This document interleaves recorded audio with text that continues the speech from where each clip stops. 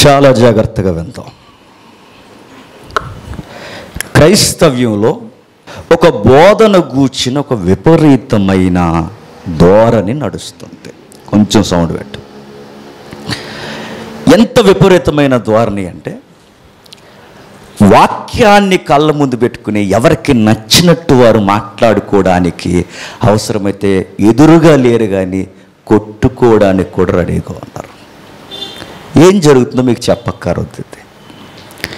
ఏ విషయం జరుగుతుంది?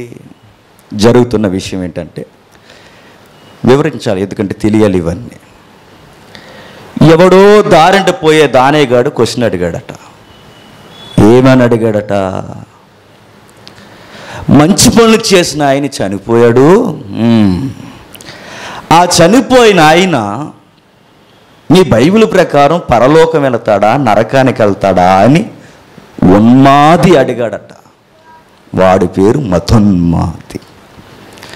ఆ ఉన్మాదికి సమాధానం చెబుతాం మేము అని రెడీ అయిన కొందరు సహోదరులు వారికి చెప్పాలన్న ఉద్దేశంతో మరి రాంగ్ ట్రాక్ పట్టారో నాకు తెలీదు, లేదా నేను గతంలోనే గమనించాను, ఆ రోజు నుంచి ఈ విషయాలు స్థిరపరచుకోవడానికి ఈరోజు బాహాటమైపోయారో తెలియదు. మొత్తం మీద ఎదుటోడు ఇరికిస్తాడని మనమే వెళ్ళి చెప్పండి ఒకరిని ఒకరు ఇరుక్కించుకుంటున్నారు. ఇది మీరు చూస్తున్నారు సోషల్ ప్లాట్ఫామ్ మీద. బాగా వినాలి. ఈరోజు టైం అయింది అనుకో, ఎందుకంటే చాలా కోణాలు ఉన్నాయి, ఇవన్నీ చెప్పాలి. ఎందుకంటే ఇష్టం వచ్చినట్టు మాట్లాడేస్తాను. ఒక క్రమం లేదు, ఒక థియలాజికల్ సబ్జెక్ట్ లేదు, ఒక నడిపించే తత్వం లేదు, ఒక రిఫరెన్స్కి అర్థం లేదు. ఒక్క మాటలో చెప్పాలంటే వివరణాత్మకమైన బోధ లేక ఇలాంటి విపరీత సిద్ధాంతాలు వస్తున్నాయి. మరలా అడిగాడట. అడిగిన వానికి చెప్పడానికి కొంతమంది సహోదరులు రెడీ అయ్యారు. కొందరు ఫోన్ కాల్స్ చేసి ఇరికించడానికి ఏదో ప్రశ్నలు అడిగితే వాళ్ళు చెప్పిన సమాధానం, ఇదిగో క్రైస్తవులు ఇలాంటి వారు మంచివారు కూడా నరకానికి పోతారని అంటున్నారని వారు కొన్ని థంబ్నెయిల్స్ పెట్టి టైటిల్స్ రాసి ఆ చనిపోయిన వ్యక్తులు ఎవరైతే ఉన్నారో సొసైటీలో పేరు ప్రఖ్యాతులు గాంచిన వారు ఫోటోలు వేసి, స్పీకర్స్ ఫొటోస్ వేసి, ఇదిగో ఈ క్రైస్తవ స్పీకర్స్ ఎవరైతే ఉన్నారో ఇలా చెబుతున్నారని ఉన్మాదులు చేస్తున్నారని వీళ్ళని కాపాడడానికి మనం అలా చెప్పకూడదు, తెలివిగా చెప్పాలని ఒక కొత్త గాస్పల్ని, ఒక విపరీతమైన సువార్తని తయారు చేసి వాళ్ళకు ఆన్సర్ చెబుతున్నామా అని చెబుతూనే క్రైస్తవులు ఉన్న మౌలిక విషయాన్ని లేపేశారు. అర్థమవుతుందో లేదో మరలా నేను చెప్తున్నా. ఎదుటోడికి ఆన్సర్ చెబుతున్నాం అనుకుంటూనే మనం అసలు ఆన్సర్ మర్చిపోయాం. గాలికి వదిలేసాం. మనం పైపెచ్చికి చెప్పింది తప్పు అని ఎప్పుడైతే అడగడం స్టార్ట్ చేశారో, ఆల్రెడీ చెప్పేసిన సహోదరులు ఎవరైతే ఉన్నారో సర్దుకోవడం కాస్తంత కష్టంగా ఇగో అడ్డొచ్చి చెప్పిన వాళ్ళని తిట్టడం స్టార్ట్ చేశారు. జరుగుతుంది. ఇప్పుడు నేను ఒక మాట అడుగుతున్నానండి, బైబిల్ ఎవరు రాయించారండి? ఎవరు? శ్రీశ్రీ గారు రాయించారా? ఎవరు రాయించారు బైబిల్? పరిశుద్ధాత్ముడు రాయించాడు. 40 మంది ప్రవక్తల్ని నిలబెట్టి 40 మంది ప్రవక్తల్ని ప్రేరేపించి 1500-1600 సంవత్సరాల చరిత్ర నడిపి ఒక 40 మంది చరిత్రను లేదా 40 మందిని ప్రేరేపించి 1600 చరిత్రలో పరిశుద్ధాత్ముడు రాయించిన సంగతులు తెచ్చి అలా నీ చేతుల్లో నా చేతుల్లో పెట్టి ఈరోజు నిన్ను నన్ను మాట్లాడమన్నారంటే మనం ఎంత జాగ్రత్తగా మాట్లాడాలి చెప్పండి. మీకు అర్థమైందో లేదో? పరిశుద్ధాత్ముని చేత రాయించిన గ్రంథం దేవుడు తెచ్చి బోధకులుగా నీ చేతిలో నా చేతిలో పెట్టి మనల్ని మాట్లాడమన్నాడంటే దేవుడు మనల్ని ఎంత నమ్ముంటాడు చెప్పండి. అంత నమ్మిన గ్రంథాన్ని మన చేతుల్లో పెట్టి మనం మాట్లాడమంటే మన నోటుకొచ్చినవన్నీ మాట్లాడితే కుదురుద్దా? మనకు తోసినవన్నీ చెప్పుకుంటూ వెళ్ళిపోతే కుదురుద్దా?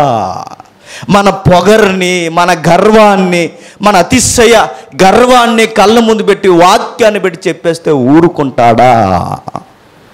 తప్పిది. పరిశుద్ధాత్ముడు ప్రేరేపించి 40 మంది ప్రవక్తలను రేపి ఆయన నమ్మి రాయించిన గ్రంథం, పరిశుద్ధాత్ముడు రాయించిన గ్రంథం ఈరోజు నీ చేతుల్లో నా చేతుల్లో పెట్టి మాట్లాడండి అన్నాడంటే ఎంత అర్హత ఇచ్చాడండి మనకి, ఎంత ధన్యతనిచ్చాడండి. ఈ విషయాన్ని మర్చిపోతున్నారు చాలామంది. ఇదే గ్రంథాన్ని చేతి పట్టుకుని ఎంతమందిని కళ్ళ ముందు పెట్టుకుని వాక్యం చెప్పకుండా, పరిశుద్ధాత్ముడు రాయించిన చెప్పిన సంగతులు చెప్పకుండా సోది చెబుతున్నారు ఈరోజు. ఈ గొడవలు ఎలా వస్తాయి చెప్పనా? ఈ మధ్య ఒక అలవాటు అయిపోయిందండి స్పీకర్స్కి. అదేంటో తెలుసా? కరెంటు విషయాలు, కరెంటు వార్తలు, ట్రెండింగ్లో ఉన్న న్యూస్లు. నేను మరలా చెప్తున్నాను, కరెంటు విషయాల మీద సువార్త చెప్పడం స్టార్ట్ చేస్తే నేను మరలా చెప్తున్నాను, నీకు కరెంటు కొట్టడం గ్యారంటీ. కొడుతుంది ఆల్రెడీ కొంతమందిని. కరెంటు విషయాలు కాదు, కరెంట్ న్యూస్ కాదు, బైబిల్ కంటెంట్ మనం చెప్పాలి. ఆత్మ ఏమి రాయించిందో అది చెప్పాలి. మనం అది చెప్పకుండా ఏవేవో చెప్పాల్సిన అవసరం మనకు లేదు. అలా వారిని నమ్మించడానికి మన సొంత లాజిక్లు, మ్యాజిక్లు మాట్లాడవలసిన అవసరం మనకి లేదు. అందుకే ఏం జరుగుతుందో ఒకసారి మనం జాగ్రత్తగా చూస్తే, సత్యవాక్యమును పట్టుకున్న ప్రతి ఒక్కరికి కాస్తంత మెలకు ఉండాలి. ఏం జరుగుతుందో చూద్దాం. ఎఫెసీయులకు రాసిన పత్రిక వెళదాం. సబ్జెక్ట్కి వెళ్ళే ముందు చిన్న హెచ్చరికలు.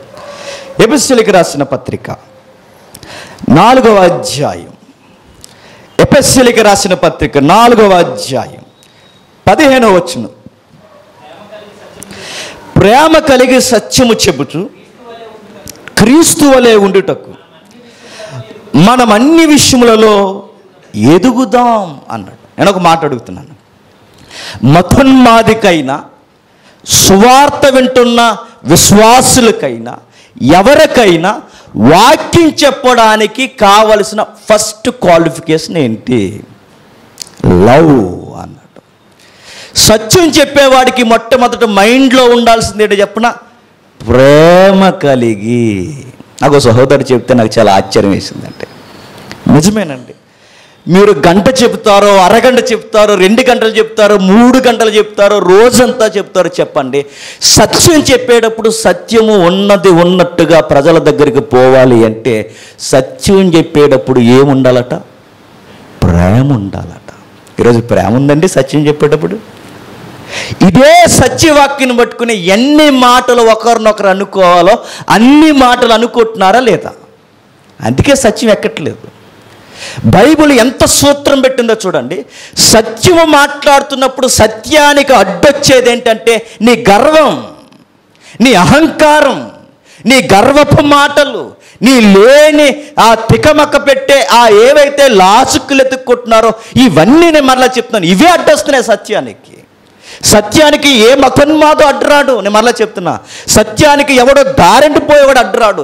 ఎవడడ్డొస్తాడయ్యా అంటే సత్యానికి చెప్పేటప్పుడు మనం ప్రేమ కలిగి చెప్పకపోతే సత్యము ఎదుటి వాడి దగ్గరికి వెళ్ళతట. బాధేస్తుందని కొన్నిసార్లు వింటున్నప్పుడు, అరే ఇంత రక్షణ పొందిన మనం ఎదుటోళ్ళని ఎంత ఈజీగా తోలనాడేస్తున్నావురా అనిపిస్తుంది మనకి. ఎంత మాట వస్తే అంత మాట, ఎంత పొగరుంటే అంత మాట, ఎన్ని అనకూడదు అన్ని మాట్లాడేస్తున్నారు. నేను చెప్తున్నాను, దేవుడు అడుగుతాడండి ఇవన్నిటి గురించి. ప్రస్తుతానికి ఏమవుదు, ప్రస్తుతానికి ఏమీ జరగదు. గుర్తుపెట్టుకుంటాను, ఒక రోజు వస్తుంది, ఆ రోజు నేను చెప్తున్నాను మంచం పట్టుకుని ఏడుస్తారు, ఎందుకు నేను ఎలా అన్నానా అని. ఆ రోజు మరలా నేను చెప్తున్నాను, దేవుడు నాకు ఇచ్చిన స్థితిని నేను మర్చిపోయి నా ఇష్టం వచ్చినట్టు నేను వ్యవహరించాను, నా నోటికి వచ్చినట్టు నేను మాట్లాడాను, ఎదుటి వారిని బాధ పెట్టాను, సత్యం చెప్పకుండా ప్రేమ లేకుండా మాట్లాడానని మంచం పట్టుకుని దేవుని వైపు చూసి ఏడ్చే రోజులు ఈ పొగరెక్కిన స్పీకర్స్కి వస్తాయి. మీరు చూడండి కావాలంటే. నిజమండి, దేవుడు ఇప్పటికే మనం ప్రేమిస్తున్నాడు. ఏది పడితే అది మాట్లాడకండి దయచేసి. మాట్లాడేటప్పుడు సత్య సమాజంలోకి వెళ్ళాలంటే ఒకే ఒక్క సూత్రం, ప్రేమతో చెప్పాలట. ప్రేమ లేకుండా ఎవరినో మనసులో పెట్టుకుని ఏదో పెట్టుకుని మనం సత్యం చెప్తే మనం సత్యం ఎంత చెప్పినా ఎదుటోడి దగ్గరికి పోదట. ఇది జరుగుతుంది. నెక్స్ట్, ఎప్పుడైతే ఈ విషయాలు జరగడం స్టార్ట్ అయ్యాయో, ట్రెండింగ్లో వచ్చిన విషయం ఏంటంటే నేను ఓపెన్గానే చెప్తున్నాను. స్టార్డమ్ అన్న ఒక హీరో చచ్చిపోయాడు. ఎవరో తెలుసు ఆయన, జీకే బిట్ లీవ్ ప్రత్యేకించి చెప్పక్కరొద్దు. ఎప్పుడైతే ఆయన చనిపోయాడో ఆయన చాలా మంచి పనులు చేశారట. ఆయనే కాదు, గతంలో చాలా సినీ ప్రముఖులు కూడా చనిపోయారు.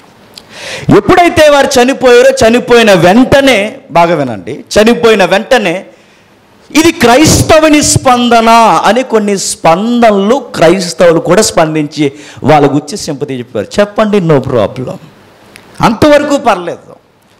వారికి సింపతి తెలియజేయడం పర్లేదు, మౌనం పాటించడం పర్లేదు, అవసరమైతే 2 నిమిషాలు కళ్ళు మూసుకున్నా పర్లేదు, మీరు ఎన్ని పాటిస్తారో పాటించండి. కానీ ఒక విషయాన్ని మాత్రం దాటేటప్పుడు బౌండరీ దాడుతున్నారన్న సంగతి మర్చిపోకండి. మీరు ఎదుటి వారి కోసం ఏడుస్తారా? ఏడవండి. మీకు ఆ హీరో నచ్చాడా? పొగుడుకోండి. లేదా ఆ హీరోని వెనకేసుకొస్తారా? మీ ఇంటి ఎదురుగుంటూ పెద్ద ఫ్లెక్స్ పెట్టుకోండి, పాలాభిషేకాలు చేయండి, ఆయన గూర్చి పుంకాలుగా ప్రసంగాలు మానేసి రోజంతా చెప్పుకోండి. కానీ చెయ్యకూడదు ఏంటి చెప్పనా? ఆయన మంచి పనులు చేశాడని, ఆయన కాదు గతంలో ఉన్నవారు కూడా చేశారని, గతంలో ఉన్నవారే కాదు నాయకోవిదులు, స్టార్డమ్ ఉన్నవాళ్ళు, ఇంకా ఎవరైతే ఉన్నారో పొలిటీషియన్స్, అనేక రంగాలలో దాన ధర్మ కార్యాలు చేసిన వారందరూ వారు చేసిన మంచి ఎక్కడికి పోదు, వాళ్ళు పరలోకానికి వెళ్ళిపోతారని మాట్లాడడం దగ్గర వచ్చింది బౌండరీ దాటడం. అర్థమైతే ఇక ధన్యత. ఇక ప్రాబ్లం ఎక్కడొచ్చిందంటే, నువ్వు సింపతి చెప్పడం రోలాలా, నువ్వు ఇబ్బందికరంగా ఎదుటి వారిని అంటున్నప్పుడు నో ప్రాబ్లం అనుకుంటాను కదా, నీ సంస్కారం. నువ్వు ఎంత పొగున్నా నో ప్రాబ్లం, నీకు ఆ గిలుంటే అనుకో. నువ్వు అనుకుంటావో, మీ ఇంట్లో వాళ్ళందరూ అనుకుంటారో, లేకపోతే మీరందరూ అనుకుంటారో అనుకోండి, ఎంత పొగుడుకుంటారో పొగుడుకోండి. కానీ షరతులు వర్తిస్తాయి. ఆ షరతులు వాక్యపు కొలతలు. ఆ కొలతల్లో ఉన్నది ఏంటి చెప్పిన, మోక్షము యేసుక్రీస్తు వలనంటే లోకంలో సోషల్ మూమెంట్స్ చేసిన వాళ్ళందరూ పరలోకానికి వెళ్ళిపోవడం వాక్యానుసారమైన మాట. చెప్పండి అంటే ఈ విషయం ఇప్పుడు వచ్చింది కాదండి, ఇప్పుడు కొత్తగా వచ్చింది కాదు. ఈ విధమైన తత్వం నేను మరలా చెప్తున్నా, ఈ మానవతావాదం యేసుక్రీస్తే కాదు, యేసుక్రీస్తు లేకుండా క్రియల వలన కూడా మన పరలోకం పోతాం అని ఈ దొంగ బోధ, కల్ట్ గాస్పల్ ఇప్పుడున్నది కాదు. నేను 3 సంవత్సరాల క్రితమే గమనించాను ఇది. మీకు కావాలంటే యూట్యూబ్లోకి వెళ్ళి చూడండి. సుమారు 3 సంవత్సరాల క్రితం నేను చూసా, పక్కా చూసా. ఆ చెప్పే వర్తమానాలు గమనించినప్పుడు అనిపించింది, అరే ఎలా చెబుతున్నారేంటి అంటే రక్షణ ఎలా వచ్చిందో ఈ మౌలికమైన విషయం కూడా తెలియలేదా? ఎందుకు ఈ విషయం చెప్తుందంటే, 3 ఏళ్ల క్రితమే క్రియల వలన పరలోకం వెళ్ళిపోతామని చెప్పే బోధ ఉంది నాకు తెలిసిన స్పృహలో, మన సర్కిల్లో. ఎప్పుడైతే ఉందో ఆ రోజు నేను ప్రారంభించాను. పార్ట్ 1, పార్ట్ 2, పార్ట్ 3 ఏవైతే ఉన్నారో క్రియలా క్రీస్తు అని ఆ రోజు చెప్తే తిరగేసి అడిగారండి, అంటే మనం ఏ పని చేయకూడదా అని. మనుషులకు వచ్చిన గొడవ ఏంటి? ఇప్పుడు కూడా లైవ్లో అడుగుతున్నాడు ఎవడో ఒకటే. ఏమడుతున్నాడు? సురేష్ తమ్ముడు చెప్తుంటే ఆ తమ్ముడిని కూడా దేవుడు దీవించి బలపరచును గాక. ఆ తమ్ముడు ఏమంటున్నాడు తెలుసా? అంతా బాగానే చెప్తున్నారు, క్రియలు లేని విశ్వాసం మృతమన్నారు కదా, మరి మీరు అలా చెప్తున్నారు, తప్పుడు బోధన. విను, కాస్తంత ఓపికగా వింటే ఏం జరుగుతుందో తెలుస్తుంది. ఏమీ తెలియకుండా ప్రశ్న ఈజీగా అడిగేస్తే నేను చెప్తున్నాను, ఆన్సర్ చాలా పెద్ద ఉంటుంది. ప్రశ్నలు అడగడం ఈజీ, ఆన్సర్లు అర్థం చేసుకోవడం చాలా సమయం కావాలి. స్టార్ట్ చేద్దాం. ఇక మరణం తర్వాత మనిషికి జరగబోయే విషయాల గురించి తరక్కనిప్పుడు. దేనిని గురించి? మరణం తర్వాత జరగబోయే విషయాల గురించి. దీన్నే క్రిస్టియన్ థియలాజికల్ వార్త లేదా సువార్తలో వాడిన పదం ఏంటంటే ఎస్కటాలజీ అన్నారు. ఏంటది? ఎస్కటాలజీ. క్రిస్టియన్ థియలాజియన్స్ వాడిన పదం, డిక్షనరీ వాడు ఏంటంటే ఎస్కటాలజీ అనే పదం. ఏంటి ఈ పదానికి అర్థం ఏంటంటే, ప్రపంచ అంతమందు, మనిషి మరణం అంతమందు ఏం జరగబోతుందో చెప్పే శాస్త్రమే, వాక్యానుసారమైన వివరణే, దాని పేరే ఎస్కటాలజీ. దానిని గుర్చిన సరి అయిన అవగాహన లేకపోతే మనం నోటుకొచ్చినవి మాట్లాడడానికి రెడీ అవుతాం. చూద్దామండి. బాధ ఏంటంటే మౌలికమైన విషయాలే బోధకులకు తెలియకపోతే నేను చెప్తున్నాను, ఇక విశ్వాసులు ఏమైపోతారు చెప్పండి. అది బాధ. ఇప్పుడు ఇందాక తమ్ముడు మాట్లాడుతూ ఒక మాట అన్నాడు, వడ్డీ వ్యాపారాలు చేసుకుంటారు, సినిమాలు చూడొచ్చు అంటారు, ఇంకా సెకండ్ మ్యారేజ్ థర్డ్ మ్యారేజ్ చేసుకోవచ్చు అంటారు, ఇంకెన్ని అంటారు అనండి, ఎన్ని చెప్పుకుంటారు. అబద్ధాలు కూడా ఆడండి, నైస్గా ఆడండి, ఎన్ని లెసన్స్ చెప్తారో చెప్పుకోండి. బట్ మీరెన్ని చెప్పినా యేసుక్రీస్తును మరుగు చేసే విషయాన్ని చెబితే గనక సత్యం ఎరిగిన వాడెవడు చూస్తూ ఊరుకోవడం. మీరు ఎన్ని చెప్పుకుంటారో చెప్పుకోండి, కానీ ఒక విషయంలో మాత్రం గుర్తుపెట్టుకోండి, యేసుక్రీస్తుని మరుగు చేసే విషయం చెప్పినప్పుడు సత్యం ఎరిగిన వారు స్పందించాలి. మనల్ని అన్నా పర్లా, మనల్ని ఎన్ననినా పర్లా, మనల్ని ఎంత నిందించినా పర్లా, కానీ వాక్యంలో యేసుక్రీస్తుని మరుగు చేసి కొత్త మార్గాలు ఎతికినప్పుడు సంఘము స్పందించాలి. అందుకే మేము స్పందించడానికి కారణం. ఇక మిగిలిన ఏ కారణం లేదు. వాళ్ళన్ని మాటలన్నా మాకే కోపం లేదు. దేవుడు వారిని వారి కుటుంబాన్ని దీవించునుగాక. జరుగుతున్న విషయాన్ని చూద్దాం ఒకసారి. ప్రాబ్లం ఏంటంటే మరణం తర్వాత ఏం జరుగుతుంది, ఏం జరుగుద్దో తెలియాలంటే ముందు భూమి మీద ఏం జరుగుతుందో మనకు తెలియాలి. ఓపికగా వింటారా? ఏం జరిగిందో మనకు తెలియాలంటే ముందు ఏం జరిగిందో మనకు తెలియాలి. ఏం జరగబోతుందో మనకు తెలియాలంటే మనుషుల యొక్క వ్యక్తిత్వం మనకు తెలియాలి. మనిషి గుండెల్లో ఉన్న కుతూహలం ఏంటో చెప్పనా? మోక్షానికి వెళ్ళాలని. ఎక్కడికి? మోక్షానికి వెళ్ళాలి, శాంతి మార్గాన్ని ఎత్తుక్కోవాలి, విముక్తి కావాలి అని ఈ మార్గాలు ఎతకడం స్టార్ట్ చేశాడట.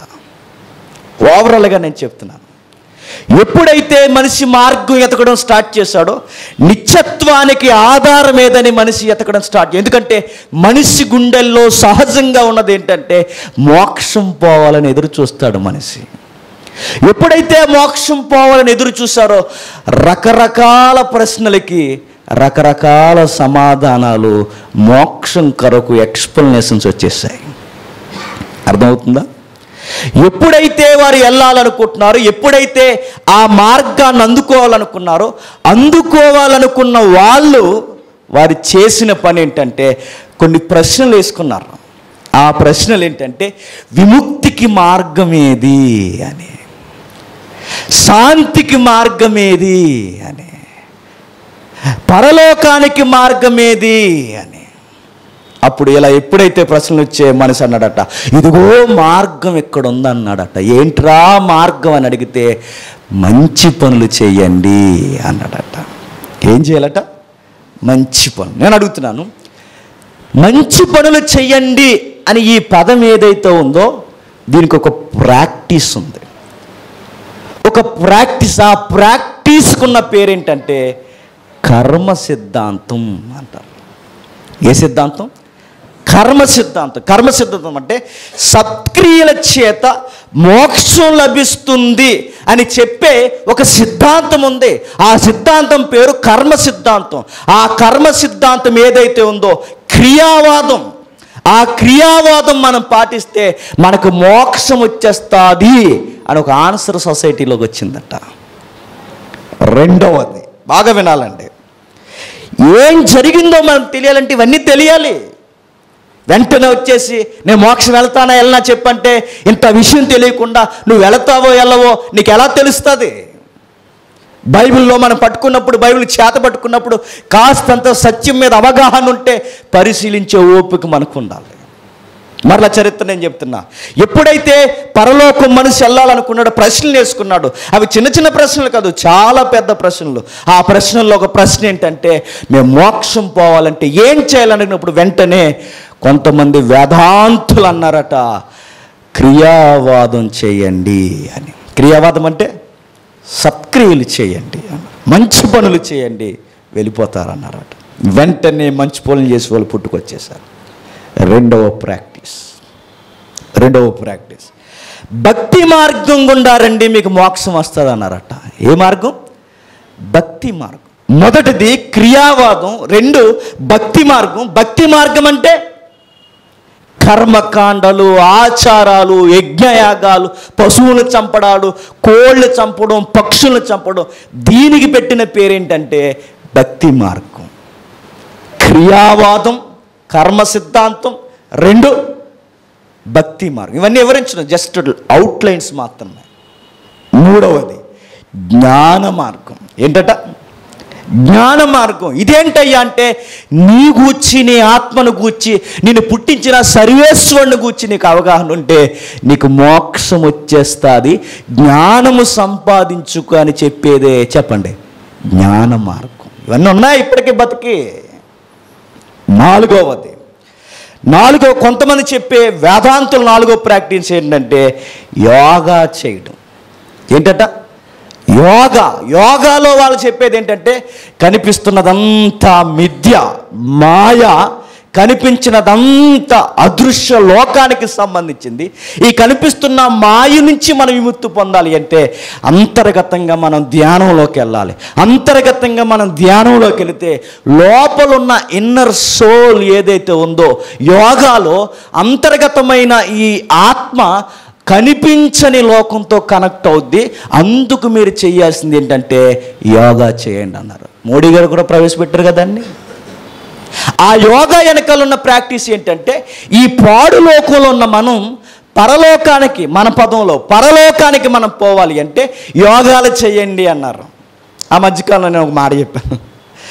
యోగా చేయడానికి వెళ్ళి అక్కడ కలాలి, అక్కడ మోక్షం వస్తుందని చెప్పి వెళ్ళి యోగా టీచర్కే లైన్ వేసాడట. అది రావు. చూడండి మీరు కావాలంటే క్రియావాదం అని సత్క్రియలు ఉన్నాయి, జ్ఞాన మార్గం అని ఫిలాసఫీ ఉంది, నెక్స్ట్ వేదాంతులు చెప్పిన భక్తి మార్గం ఉంది, కర్మ ఏవైతే ఉన్నాయో యజ్ఞయాగాలు. ఇక 4వది చెప్పేది ఏంటంటే శరీర సంబంధమైన అభ్యాసాలు, సూర్య నమస్కారాలు, త్యాగం అంటే సంసారాన్ని వదిలేసి కొండ కోనలోకి వెళ్ళిపోవడం, నదీ పరివాహక ప్రాంతాల్లోకి వెళ్ళిపోవడం, ఇక తర్వాత సన్యాసి జీవితాన్ని స్వీకరించడం మొదలైన విషయాలన్నీ 4వ భాగంలో చెప్పడం స్టార్ట్ చేశారు.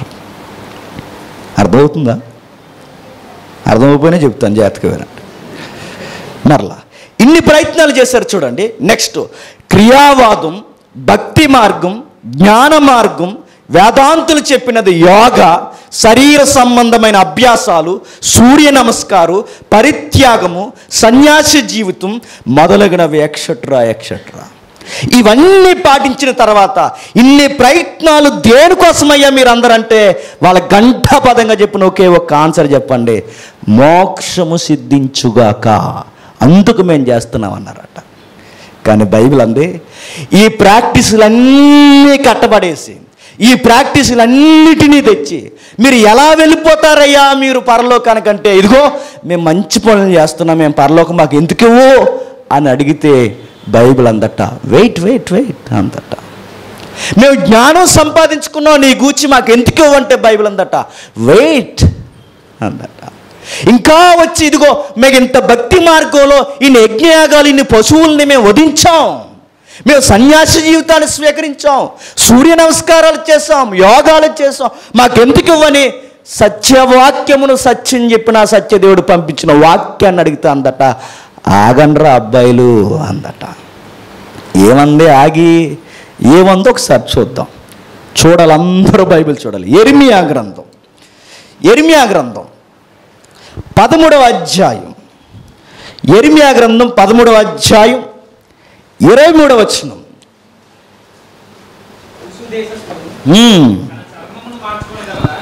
కూషు దేశస్థుడు తన చర్మాన్ని మార్చుకోగలడా? చిరుతపులి తన మచ్చలను మార్చుకొనగలదా? మార్చుకొనగలిగిన ఎడల కీడు చేయుటకు అలవాటు పడిన మీరు మేలు చేయ వల్లపడును. ఏమర్థమైందని మాట్లాడుతున్నాను.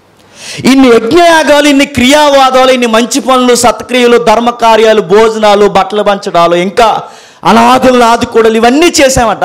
ఇవన్నీ చేసి మన శరీరాన్ని కూడా వంచి యోగాలు చేసి సూర్యుడికి 12 రకాల నమస్కారాలు పెట్టి ఎన్నో చేసి చివరికి సంసారాన్ని వదిలేసి ఇన్ని చేసి ఇప్పుడు నన్ను ఏమంటారు, నన్ను పరలోకానికి పంపిస్తారంటే బైబిల్ అందట నోర్మీ అందట. వై అని అడిగాడట. ఎవడు? మనిషే. ఎందుకంటే ఒక ఎగ్జాంపుల్ చెప్తున్నాడు. ఎగ్జాంపుల్ ఏంటంటే కూసు దేశస్థుడు తన రంగు మార్చుకోగలడా? కూసు దేశస్థుడు అంటే రైమండ్ సూట్ వేసుకున్నాడు కాదు. కూసు దేశస్థుడు అంటే ఎవడు చెప్పనా? ఐథియోపియా, ఆఫ్రికా ఏదైతే ఉందో ఆ ఖండంలో బతుకుతున్న మనుషుల్లో ఆ ప్రాంతంలోని ఒక ప్రాంతమే కూసు. నల్ల జాతి. అడుగుతున్నా, ఎంత ఉంటారో తెలుసా? ఇగో ఈ స్తంభానికి, ఫ్యాన్కి, సగానికి ఉంటారు వాళ్ళు. ఇప్పుడు చూడండి, ఈ హుసేన్ బోల్ట్ వీళ్ళందరూ ఉన్నారుగా, బ్యాచ్ అదే. వీళ్ళందరూ చూడండి, పక్షి ఎంత దూరం పరిగెట్టినా దానికి అలుసు రాదు, అలసట రాదు. ఎందుకంటే దాని డిజైన్ అలా ఉంది అంతే. ఆ ఏరియాలో ఉన్న ప్రజలకు కూడా దేవుడిచ్చిన గొప్ప బహుమానం ఏంటంటే వాళ్ళు ఎంత పరిగెట్టినా వాళ్ళకి అలుపు రాదట వాళ్ళకి. అందుకే చూడండి, ఎప్పుడు 100 మీటర్స్ అయినా, 800 అయినా, ఇంకా లాంగ్ రన్ అయినా ఫస్ట్ ప్రైజ్ ఎవరికంటే చెప్పండి? ఆ బ్యాచ్కే. ఎందుకంటే వాళ్ళ తిండి కానీ, వాళ్ళ దేహదారుజ్యం కానీ, ముఖ్యంగా వాళ్ళ రంగు ఎందుకు అలా ఉంటుందంటే సూర్యుడికి దగ్గరగా ఉన్న ప్రాంతం, నల్లగా ఉంటారు. కరెంటు పోయిందనుకోండి, ఉన్నారో కూడా తెలియదు, పొల్లా అంతే తెల్లగాని ఉన్నారా అని. బైబిల్ అంటుంది, కూసు దేశస్థుడితో ఒక మనిషి తత్వాన్ని పోల్చి, ఒరే అబ్బాయి, నీ క్రియలు, నీ యొక్క యజ్ఞయాగాలు ఎట్లా ఉన్నాయి చెప్పనా? కూసు దేశస్థుడు రంగు ఎలా మార్చుకోలేడో నువ్వెన్ని విశ్వ ప్రయత్నాలు చేసినా నీ అంతర్గతమైన దోషాన్ని నీవు మార్చుకోలేవు. ఒక యాడ్ వచ్చేదండి, ఎంతమంది గుర్తుందో? ఫెయిర్ అండ్ హ్యాండ్సమ్ గుర్తుందా? చాలామంది వచ్చింది, తెగ రాసేసేవారండి. నేను 9th 8th ఉన్నప్పుడు నేను రాశాను, పెద్ద పొక్కులు వచ్చినాయి నాకు. దాంట్లో ఉన్న సూత్రం ఏంటి చెప్పిన? అరే అబ్బాయి, మగవాడి అయ్యుండి ఆడవాడి ఫెయిర్నెస్ క్రీమ్, ఇప్పుడు మగవారి కోసం ప్రత్యేకంగా ఫెయిర్ అండ్ హ్యాండ్సమ్, పేరు రాసినట్టు రాసేసాను అంతే. తెగ రాసేస్తాను. నేను చెప్తున్నాను, ఎంత రాసినా వచ్చిందని చెప్పిన జిడ్డు తప్ప రంగు రాలేదు. నేను అడుగుతున్నాను, ఇలాంటి ఫెయిర్ అండ్ హ్యాండ్సమ్స్ అన్ని, ఫెయిర్ అండ్ లవ్లీస్ అన్ని పట్టుకెళ్ళి కూసిద చచ్చినాల నిలబెట్టి 1 నెల రోజులు దానితోనే స్నానం చేయించిన అబ్బే అంటాడట, పని అవ్వదు అంటాడట. ఎవరు? ఎంత చేసినా, ఎంత ప్రాక్టీస్ చేసినా, ఎన్ని చేసినా ఆ రంగు మారదు. నువ్వు ఏం పోస్తావు పోయి, ఆ రంగు మారదు. బైబిల్ అడుగుతున్న ప్రశ్న ఏంటి చెప్పనా? ఒరే మనిషి, మానవ ప్రపంచమా, నీ రంగు మార్చుకోవడమే నీకు చేత కాలేనప్పుడు నీ అంతర్గతమైన అశుద్ధం మార్చుకోవడం నీ వల్ల వద్దా అని అడిగింది బైబిల్.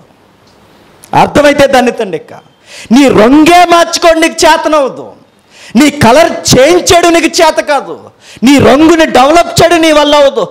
పై రూపాన్ని నువ్వు మార్చుకోలేనప్పుడు అంతర్గతమైన శుద్ధీకరణ నీ చేతుల వల్ల అవుద్దా?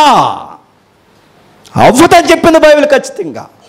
మరొక గంటా పదంగా అన్న మాట ఏంటో తెలుసా? చిరుత దాని మచ్చలు మార్చుకోలేదట. నక్క అందుకుందంట, వెళ్ళి జిత్తులు మారిది. ఎవరు? నక్క. నా వాయిస్ పోయిందంటే ఈ నెలంతా మీటింగ్ డేట్లు ఇచ్చేసారు. వెళ్ళిన తర్వాత నక్క అనుకుందట, నేను పులైపోదాం అనుకుందట. అదే కాదు, అందరూ దాన్నే లైక్ చేస్తున్నారు, దానికి ఏంటి, దానికి ఉన్న లైకింగ్ ఏంటి, నాకు లేని లైకింగ్ ఏంటి అనుకుందట. జిత్తులు మారి నక్క. వెంటనే అది కనిపెట్టిందట సూత్రం, దానికి మచ్చలు ఉన్నాయి, నాకు మచ్చలు లేవు కనుక అర్జెంటుగా అది ఏం చేసిందట, పులును చూసి జిత్తులు మారి నక్క వాతలు వేసుకుందట. వాతలు తట్టుకోలేక సచ్చిందని సామెత. అవునా కదా? నువ్వు నక్కవే, గుర్తెట్టుకో. నువ్వు పులి అవ్వాలని ఎంత అనుకున్నా అవ్వవు. మరో మాట చెప్పనా, పులి మరొక ఆకారం తెచ్చుకోవాలన్నా అవదు. ఎందుకంటే చిరుత తన మచ్చలు మార్చుకోవడం అసాధ్యమైనప్పుడు, కూసు దేశస్థుడు తన రంగును మార్చుకోవడం అసాధ్యమైనప్పుడు, మానవా, నీ అంతర్గతమైన అశుద్ధాన్ని కూడా నువ్వు మార్చుకో, నీ వల్లవదు.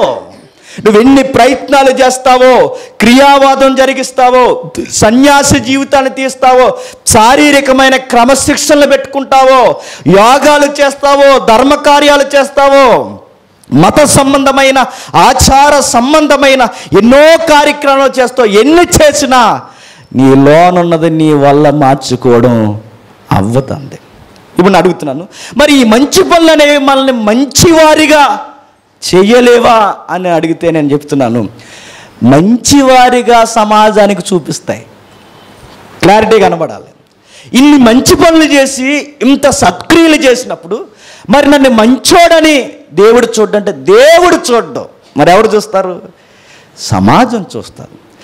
మంచి పనులను బట్టి నేను మంచోడు అనొచ్చేమో కానీ దేవునికి చూపించలేవు. దేవుడు నిన్ను వాటిని బట్టి మంచోడని సర్టిఫికేటు ఇవ్వడు, గుర్తెట్టుకోండి.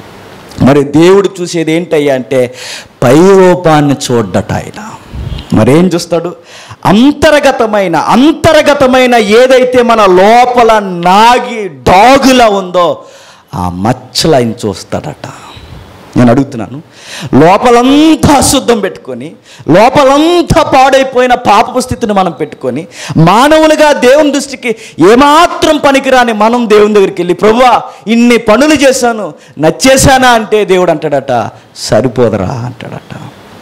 మరి నాకు ఎలా ఇస్తావు మోక్షం అంటే, నీకు ఒక మార్గాన్ని ఏర్పాటు చేశాను అంటాడు. నేను ఒక మాట చెప్తానండి, జాగ్రత్తగా వినాలండి. లోపల కనిపించని పాపం ప్రతి మనిషికి టెస్టేసి కూర్చుంది. చాలామంది అంటారు, ఈ మాట బాగానే ఉంది కానీ చిన్నపిల్లలు కూడా అలాగే ఉంటారు, వాళ్ళు కూడా పాపాత్ములేనా అని అడుగుతున్నారండి చాలామంది. నేను మాట అన్నా, చిన్న కుక్క పిల్ల చిన్నగా ఉన్నప్పుడు అది ఏమంటుంది? బవ్వనే అంటుంది. అది ఏమంటుంది? బవ్వే అంటుంది. చిన్న కుక్క పిల్ల పెద్ద కుక్క అయిన తర్వాత ఏమంటుంది? బవ్వనే అంటుంది. అది ఇది ఎంత వాస్తవమో. మనిషి చిన్నగున్నప్పుడు సౌండ్ తెలియలేదేమో కానీ మనిషి ఎదిగినప్పుడట తన మూఢత్వాన్ని బయటెడతాడట. ఆ స్టేజ్లో తెలియవంతే, కానీ దేవుడి దృష్టికి అవన్నీ తెలుసు. మనిషి ప్రారంభం నుంచి అంతవరకు మనిషి ఎలా ఉన్నాడంటే కల్ట్ అయిపోయాడు. వాడు పాపానికి మెల్ట్ అయిపోయాడు. ఒక్క మాటలో చెప్పాలంటే నా దృష్టికి వాడు కలంకమైపోయాడు. మీకు డౌట్ రావచ్చు, ఎలా అయిపోయాం మేము? ఎలా అయిపోయాం? ఇంత భయంకరమైన స్థితి, ఈ నేచర్ మనకి ఎలా వచ్చింది స్వభావ సిద్ధంగా అంటే వచ్చింది అది మన పితరుల దగ్గర నుంచి వచ్చింది. అది ఎవరు మన పితరులు? ఆదాము హవ్వ.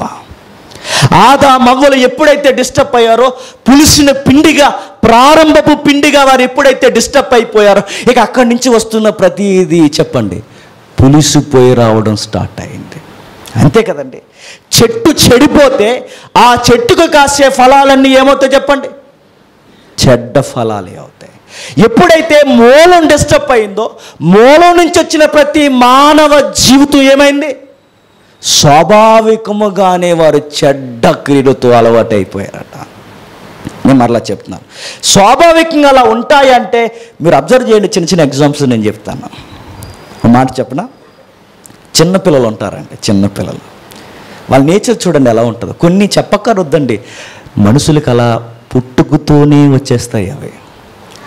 మీరు పిల్లలను చూడండి, సరదాగా మార్కెట్కి తీసుకెళ్ళండి.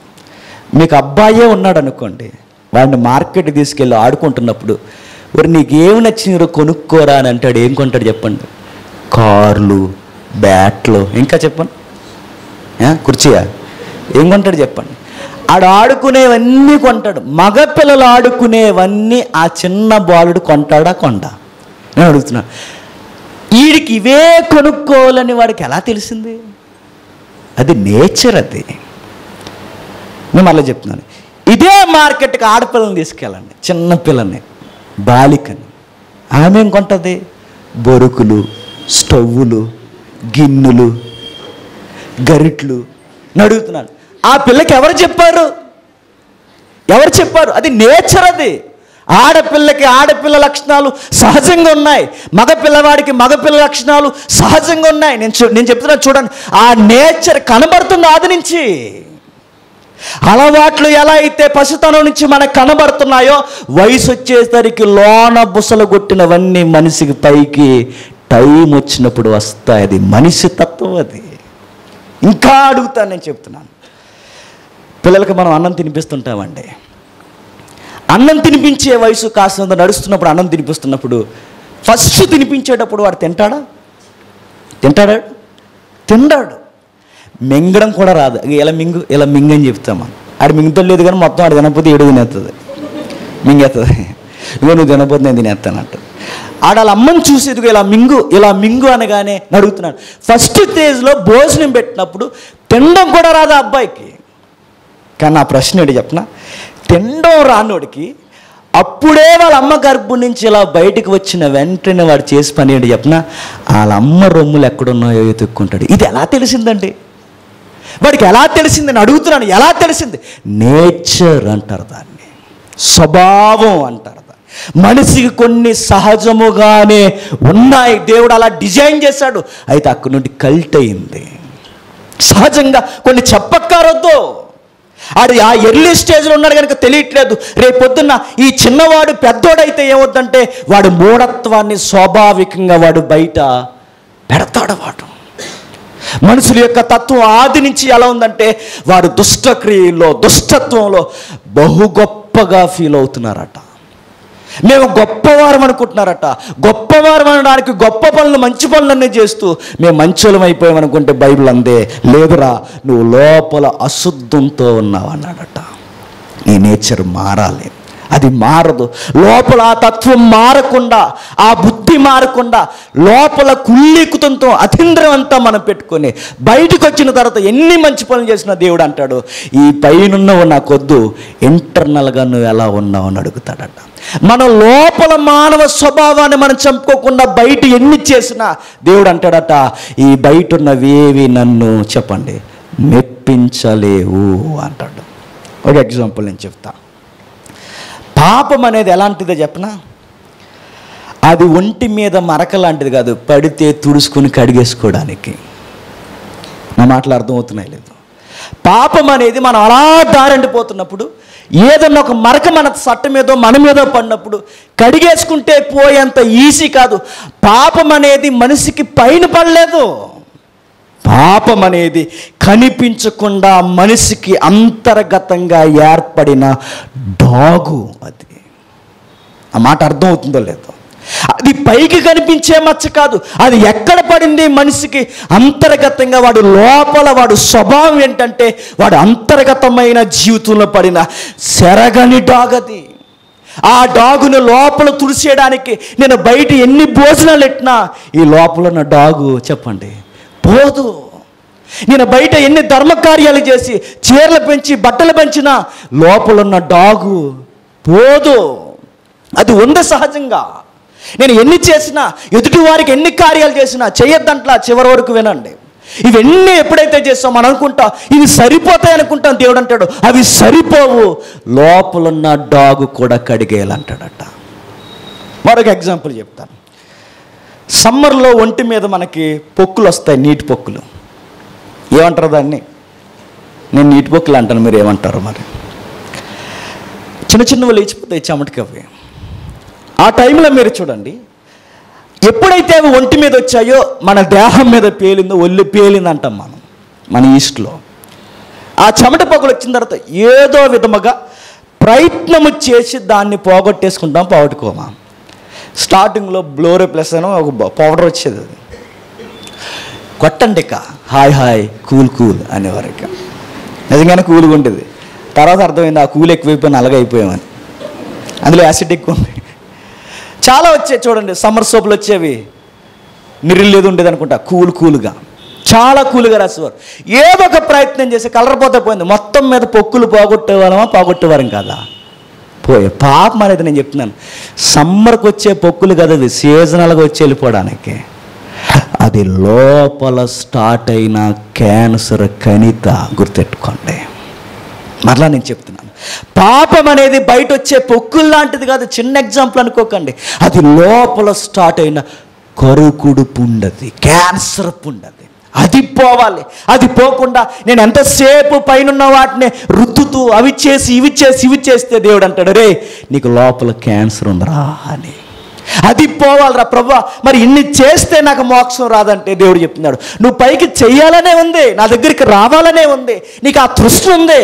దాని పక్కనే మరొకటి కూడా ఉంది, దాని పేరు పాపం. రోమేలికి రాసిన పత్రిక, త్వరగా రోమేలికి రాసిన పత్రిక 7వ అధ్యాయం రోమీయులకు రాసిన పత్రిక 7వ అధ్యాయం 21వ వచనం నుండి, మేలు చేయగోరు నాకు కీడు చేయుట కలుగుచున్నదని ఒక నియమము నాకు కనబడుచున్నది. అంతరంగ పురుషుని బట్టి దేవుని ధర్మశాస్త్రమందు నేను ఆనందించుచున్నాను, కానీ ఏరొక నియమము నా అవయవముల్లో ఉన్నట్టు నాకు, అదండి భయం. ఒక సహజంగా మనిషి ఎలాంటి ఊగిసలాట్లో ఉంటాడంటే, నిత్యత్వానికి దేవుడు చెప్తున్నాడు, మనిషి మంచిగానే ఉండాలనుకుంటాడట, మనిషి మంచిగానే మంచి పనులు చేయాలనుకుంటాడట. కానీ మంచి చేయాలనుకున్న ఆ మనిషికి మరలా వెంటనే అనిపిస్తుందట పాపం కూడా చేయాలనిపిస్తుందట. ఆ మంచి చేస్తున్నప్పుడు ఆ మనసే మరలా ఆ మనసును అడ్డగిస్తుంటుందట. పౌలు గారు అంటున్నారు, మనిషి యొక్క అంతర్గత విషయాన్ని బయటెట్టి, ఓ మనిషి మన స్థితి ఎట్లా ఉందంటే, మేలు చెయ్యాలన్న ఒక కుతూహలం మనకు ఎక్కడుందో దాని పక్కనే మేలు చేయడానికి ఆటంకం కూడా తెస్టేసుకుని కూర్చుందన్నాడట. నిజంగా అర్థమైతే దాన్ని తండ్రి ఎక్కడ అర్థమైపోవాలి మీకు సువార్త అంటే ఏంటో. మనిషి ఎలాంటి ఊగిసలాట్లో ఉన్నాడంటే, ఏదో చేసేసి దేవుడిని మెప్పించేయాలనుకుంటున్నాడట, ఏదో ఒకటి చేసి దేవుడిని బాగున్నాను ప్రభువా అని నేను అనిపించుకోవాలనుకుంటున్నాడట. కానీ మనిషి ఉన్న అంతర్గత విషయాన్ని దేవుని సువార్తికుడు బయటెడుతున్నాడు. లోపల ఒకటి తెస్టేసి కూర్చుందట, అది అంటుందట మేలు చేయిస్తుందంట, మేలు వెనకాలే కీడు కూడా ఇష్టముగా చేయిస్తుందట. అందుకే మనిషి ఏం చేస్తాడయ్యా అంటే, మనిషి చేసే ప్రయత్నాలు ఎలా ఉన్నాయో తెలుసా? మేలు చేయాలన్న ఎంత ఆసక్తి నాకుందో, కీడు చేయాలన్న ఆసక్తి ఆ మాత్రం ఏమీ నాకు తగ్గకుండానే ఉండాలని అడుగుతున్నాను. ఎంత మంచి పనులు చేసినా ఈ నియమం మనలో ఉండి మనల్ని పట్టి పీడిస్తే దేవుడు అన్నాడు, రే అబ్బాయి, నీకు మోక్షం రావాలి అంటే ధర్మకార్యాలు కాదు, నీకు మోక్షం రావాలి అంటే సత్క్రియలు కాదు, నీకు మోక్షం రావాలి అంటే చీరలు పంచి భోజనాలు పెట్టి ఎన్నో యజ్ఞయాగాలు చేయడం కాదు, యోగాలు చేయడం కాదు. మరి ఎలా ప్రభువా నాకు మోక్షము రావాలి, విముక్తి రావాలి అంటే ఎట్లా ప్రభువా అని అడిగితే దేవుడు అన్నాడట, ఆ లోనున్నది మారాలన్నాడట. ఏం మారాలి? ఆ లోపలున్నది మారాలి. ఆ లోపలున్న నియమం చంపబడాలి. అది చంపబడకుండా నేను ఎన్ని ప్రయత్నాలు చేసినా అది ఎలా ఉంటుందంటే, ఒక ఎగ్జాంపుల్ చెప్తాను, జాగ్రత్తగా వినండి.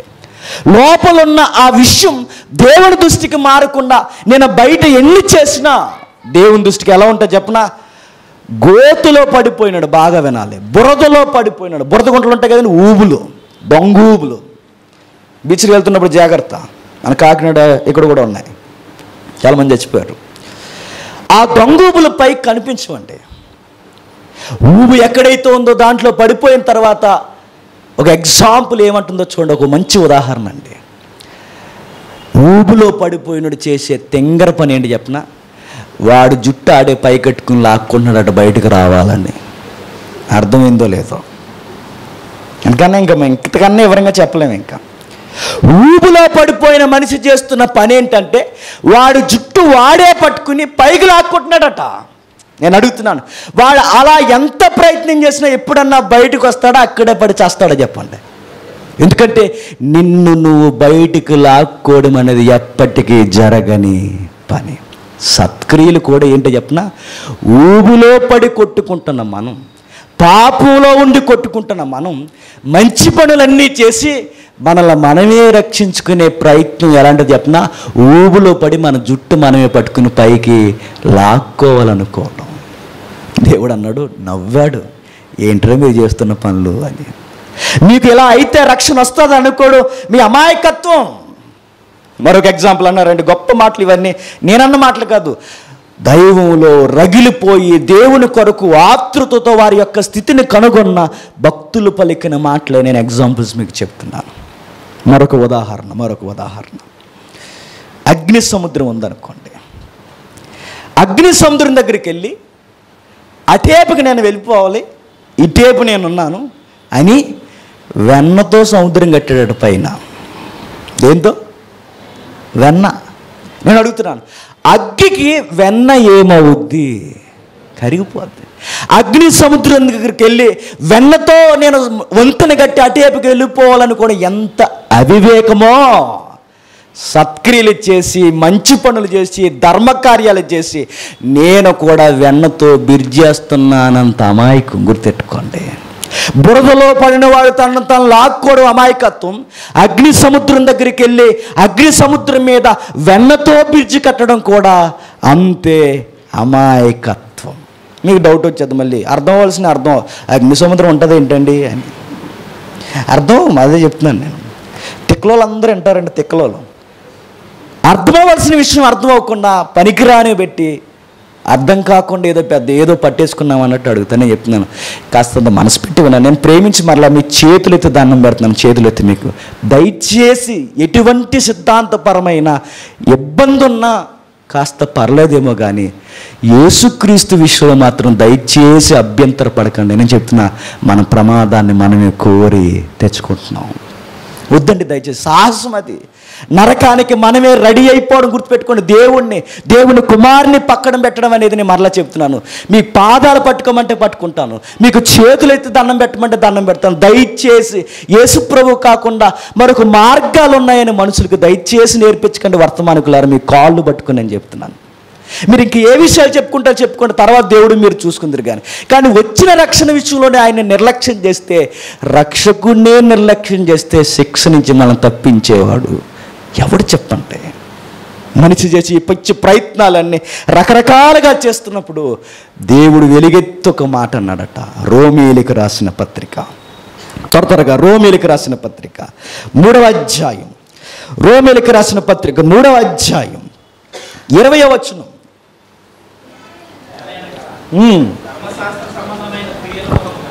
ధర్మశాస్త్ర సంబంధమైన క్రియల మూలముగా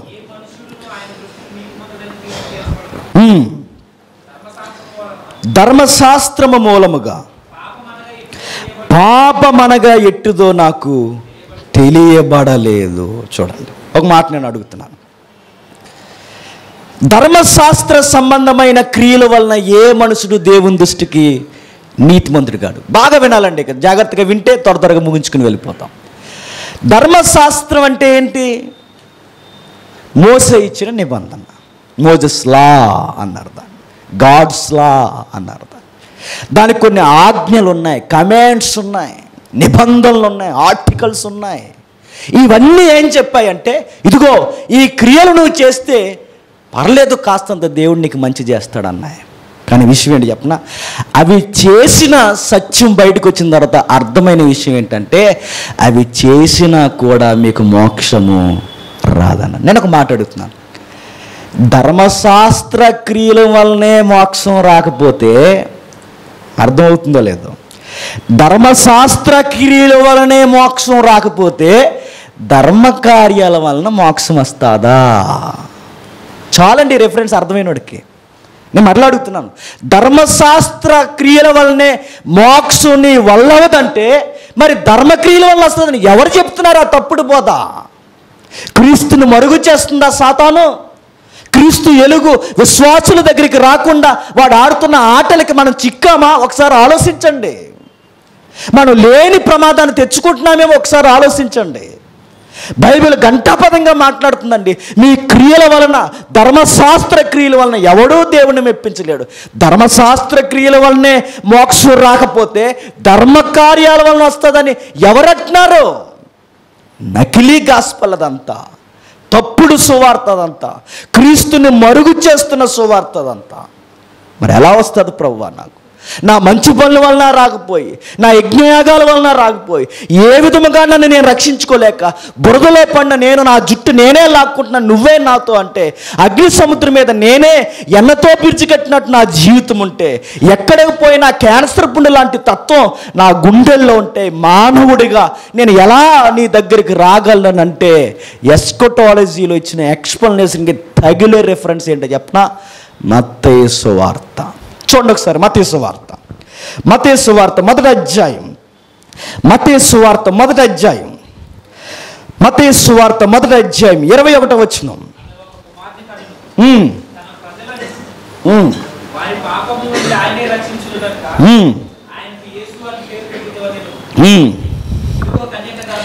మరలా చదువు ఒకసారి.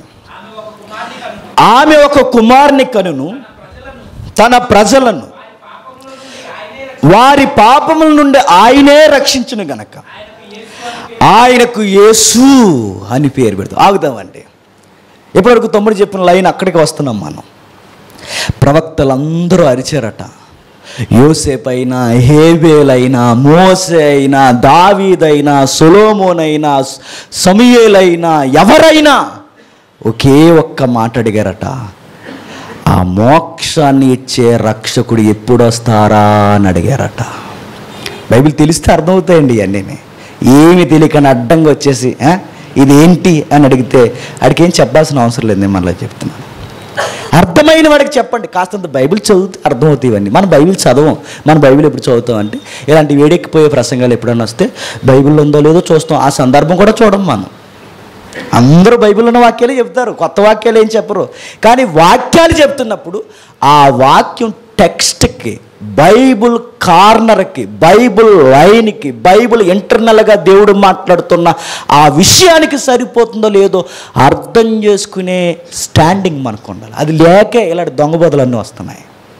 మరలా నేను చెప్తున్నాను, దేవుడు అందుకేనేమోనండి చెప్పేవాడి చేతుల్లో బైబిల్ పెట్టాడు, వినేవాడి చేతిలో బైబిల్ పెట్టాడు. వాడు ఎలా చెబుతున్నాడో నిన్ను చూడమన్నాడు, ఎలా చెబుతున్నావో నిన్ను నువ్వు కూడా చూసుకోమన్నాడు. గమ్మత్తు ఏంటి చెప్పిన, ఆడు చూశాడు, వీడు చూశాడు, లేని చెప్పాడు. చివరికి ఎవరికో ఏదో చెప్పాలని ఏదేదో అంటే వాళ్ళు అన్నారట. కొంతమంది మన దాంట్లోనే ఒకళ్ళు అన్నారట, పాత నిబంధన మొత్తం తప్పు అన్నారట. మరి ఏ నిబంధన రైట్ అంటే కొత్త నిబంధనే మొత్తం రైట్ అన్నారట. కొత్త నిబంధన కలిగి ఉన్నారు, ఆ కొత్త నిబంధన కలిగి పాటిస్తున్న వారిని పాత నిబంధన పాటిస్తున్న యెహోవా సాక్షి లాంటి వారు అన్నారట, కొత్త నిబంధన మొత్తం తప్పు అన్నారట. ఇంకొకటి వచ్చి అన్నారట, రే మొత్తం మీ బైబిల్ తప్పురా అన్నాడట. సరిపోయిందా? అది తప్పు ఇది తప్పు అని అడుగుతున్నాను. ఎవడో ఏదో వాగాడని సెన్స్లెస్ పనులు చేస్తున్నామండి. మొత్తన్మాదిని కొట్టాల్సిన దెబ్బ ఏంటి చెప్పినా ఒకే ఒక్కటే, సువార్త. అంతకు మించిన దెబ్బ ఇంకేమీ లేదు. అది చెప్పకుండా లాజిక్లు, మ్యాజిక్లు ఇవేం చెప్పకండి. బైబిల్ స్పష్టంగా చెప్తుంది. ప్రవక్తలు అరిచారు, నీతిమంతులు అరిచారు. ఎలా అయ్యా అంటే బాగా వినాలి, రక్షకుని అటువైపు నుంచి చూశారట. ఈ పదం మీకు అర్థమవుతుందో లేదో, కాలాన్ని 2 భాగాలుగా విడగొట్టాను. ఎన్ని భాగాలు? 2 భాగాలు. క్రీస్తు పూర్వం, క్రీస్తు శకం. బాగా విందాం. మధ్యలో యేసుక్రీస్తు నిలబడ్డాడు. యేసుక్రీస్తు మధ్యలో నిలబడినప్పుడు మనం క్రీస్తుని వెనకకు చూస్తున్నాం. శకంలో ఉన్న మనం ఎలా చూస్తున్నాం? 2000 సంవత్సరాలు వెనక్కి చూస్తున్నాం. మనం ప్రవక్తలో నీతిమంతులు ఎలా చూశారంటే ఆయన ముందు రాబోతున్న ఆయన్ని ముందుకు చూశారట. అదే హెబ్రీ గ్రంథకర్త అంటాడు. వాళ్ళందరూ గురి పెట్టుకుని నడిచారట. ఆ గురి ఎవరు అంటే బైబిల్ చెప్తుంది, యేసుక్రీస్తును చూస్తూ ఎప్పుడు వస్తాడా అని సేవ చేశారట. హెబ్రీ పత్రిక విశ్వాస వీరులు చదవండి ఇంటికి వెళ్ళిన తర్వాత. ఎప్పుడు మోసే, ఎప్పుడు యేసుక్రీస్తు. అక్కడ వాడిన పదం ఏంటో చెప్పిన, క్రీస్తు యొక్క ప్రజల నిమిత్తం హింస పొందడం ధన్యం అన్నాడు. ఎవరు? మోసే. అంటే అప్పటికే అదృశ్యంగా ఉన్న యేసుక్రీస్తు మోసే అప్పుడు ఎదురు చూశాడంటే బైబిల్ చెప్తుంది, ఎదురు చూశాడట. అంటే ప్రవక్తలకైనా, నీతిమంతులకైనా, ఎవరికైనా, అది ఏబేలుకైనా, చివరగా చచ్చిపోయిన జకరయ్య అయినా, బరకీయ కుమారుడగు జకరయ్య అయినా, ఎవరికైనా, చనిపోయిన యోహానుకైనా ఒక వ్యక్తి అవసరమయ్యాడట. ఆ వ్యక్తే యేసుక్రీస్తు. దమ్మున్న, ధైర్యంగా ఉన్న ఒక మాట నేను చెప్తున్నానండి. ప్రవక్తలందరిలో ఇంతకన్నా శ్రేష్ఠుడు ఈ తరానికి లేడు అని కితాబు ఇచ్చాడు యేసుక్రీస్తే. ఎవరిని గూర్చి? యోహాను గూర్చి, జాన్ ద బాప్టిస్ట్. ఆయన గూర్చి మీరు వినండి. ప్రవక్తలందరికంటే ఇతని కన్నా, పురుషులలో లేదా స్త్రీలకు పుట్టిన వారందరిలో ఇతని కన్నా ఘనుడు పుట్టలేదన్నాడు. కండిషన్ ఏంటో చెప్పన, అదే యోహాన్ అన్నాడు, నా విషయమై అభ్యంతరపరకపోతే ధన్యుడు అన్నాడు. గుర్తుందా మాట? నేను అలా చెప్తున్నాను. అంత ఘనసాక్ష్యం పొందిన వాడికే, అంత నిష్ట కలిగిన వాడికే, అంత నాజీరి కలిగిన వాడికే, అన్ని ఆత్మలు పట్టుకున్న వాడికే, అంత సేవన చేసిన వాడికే, యొర్దానుని బాప్తీసాల చేత ముంచేసిన వాడికే దిక్కెవరయ్యారట? యేసుక్రీస్తు. మరి నువ్వెవరవయ్యా? నువ్వు ఏలియావా, మోసేవా, గొప్ప ప్రవక్తవా, యెర్మీయావా అంటే పైలట్ని అన్నాడట. ఏమన్నాడు? పైలట్వా. ఎవరు వస్తున్నారని చెబుతున్నావు? ఆ కేక ఎవరి కొరకు? వెనక రాజు వస్తున్నాడు. నా సువార్తంతా దేని కొరకంటే నా వైపు చూస్తారని కాదు, నా వెనకొచ్చి వాడిని వైపు చూడాలి. ఎందుకంటే మీరు ఆయన వైపే చూడాలి, నేను ఆయన వైపు చూడాలి. అప్పుడు పరిసయ్యులు, శాస్త్రులు, ధర్మశాస్త్ర కార్యాలు చేసిన వాళ్ళందరూ అన్నారట, మేము కూడా చూడాలంటే మీరు ముందే చూడాలన్నాడట. మీరు ముందే చూడాలి. ఎందుకంటే మీ క్రియలు మిమ్మల్ని మార్చు, మీ యజ్ఞయాగాలు మిమ్మల్ని మార్చు, మీ ధర్మకార్యాలు దేవుని దగ్గర నడిపించు. మరి ఏంటి అంటే అడుగో ఆ రక్షకుని వైపుకు చూడండి. బాప్తిస్మిచ్చి యోహానికే యేసుక్రీస్తు లేకపోతే దిక్కు లేకపోతే అని అడుగుతున్నాను. ఇప్పుడు ఎవడో చనిపోతే వాడికి యేసుక్రీస్తు అవసరం లేదంటున్నారంటే అది నోరా ఇంకేమన్నా చెప్పండి. బతికిన భక్తులకే, పౌలు లాంటి వారికే, ప్రవక్తలకే, నీతిమంతులకే యేసుక్రీస్తు అవసరం లేదు. మంచి పనులు చేస్తే పరలోకం వెళ్ళిపోతామంటే వీళ్ళకన్నా మంచి పనులు చేసిన వాళ్ళు ఎవరు? వీళ్ళకన్నా మంచిగా బతికిన వారు ఎవరు? మదర్ తెరీసాకే యేసుక్రీస్తు అవసరం, విలియం కేరీకే యేసుక్రీస్తు అవసరం.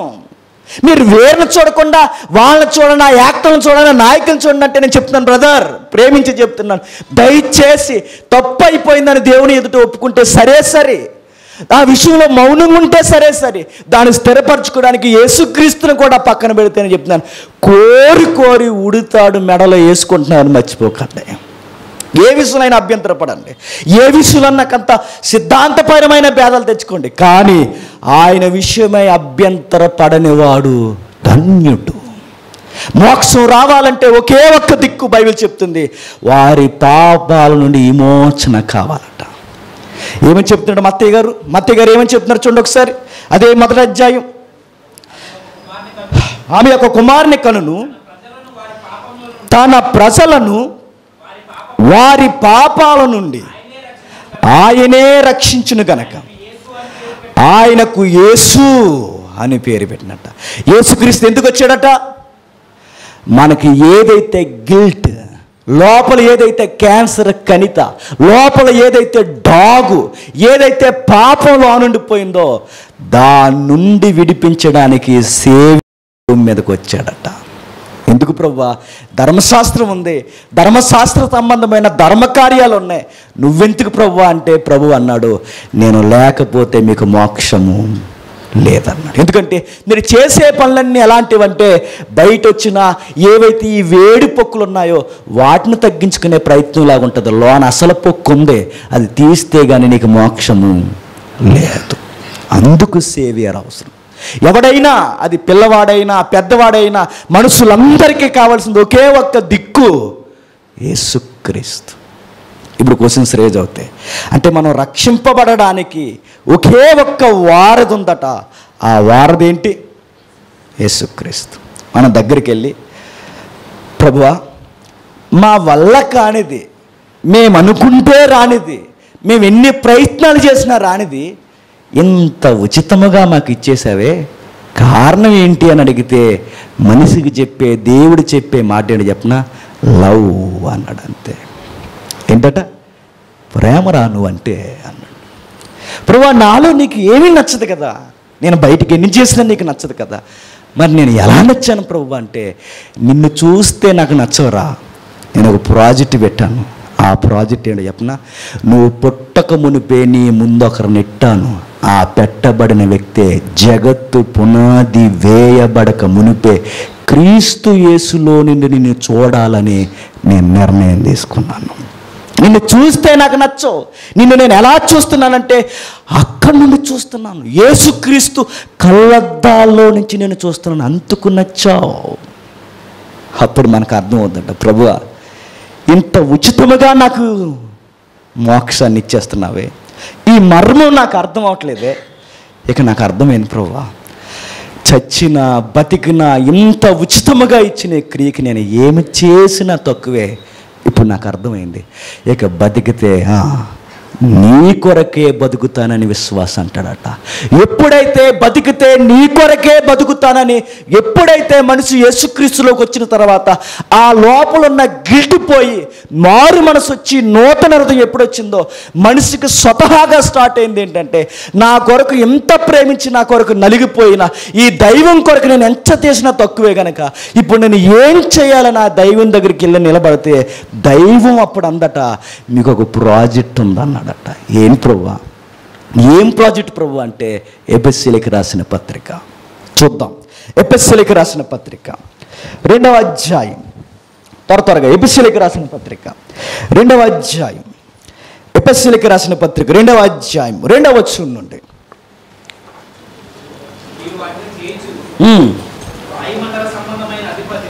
వాయుమండల సంబంధమైన అధిపతిని అనగా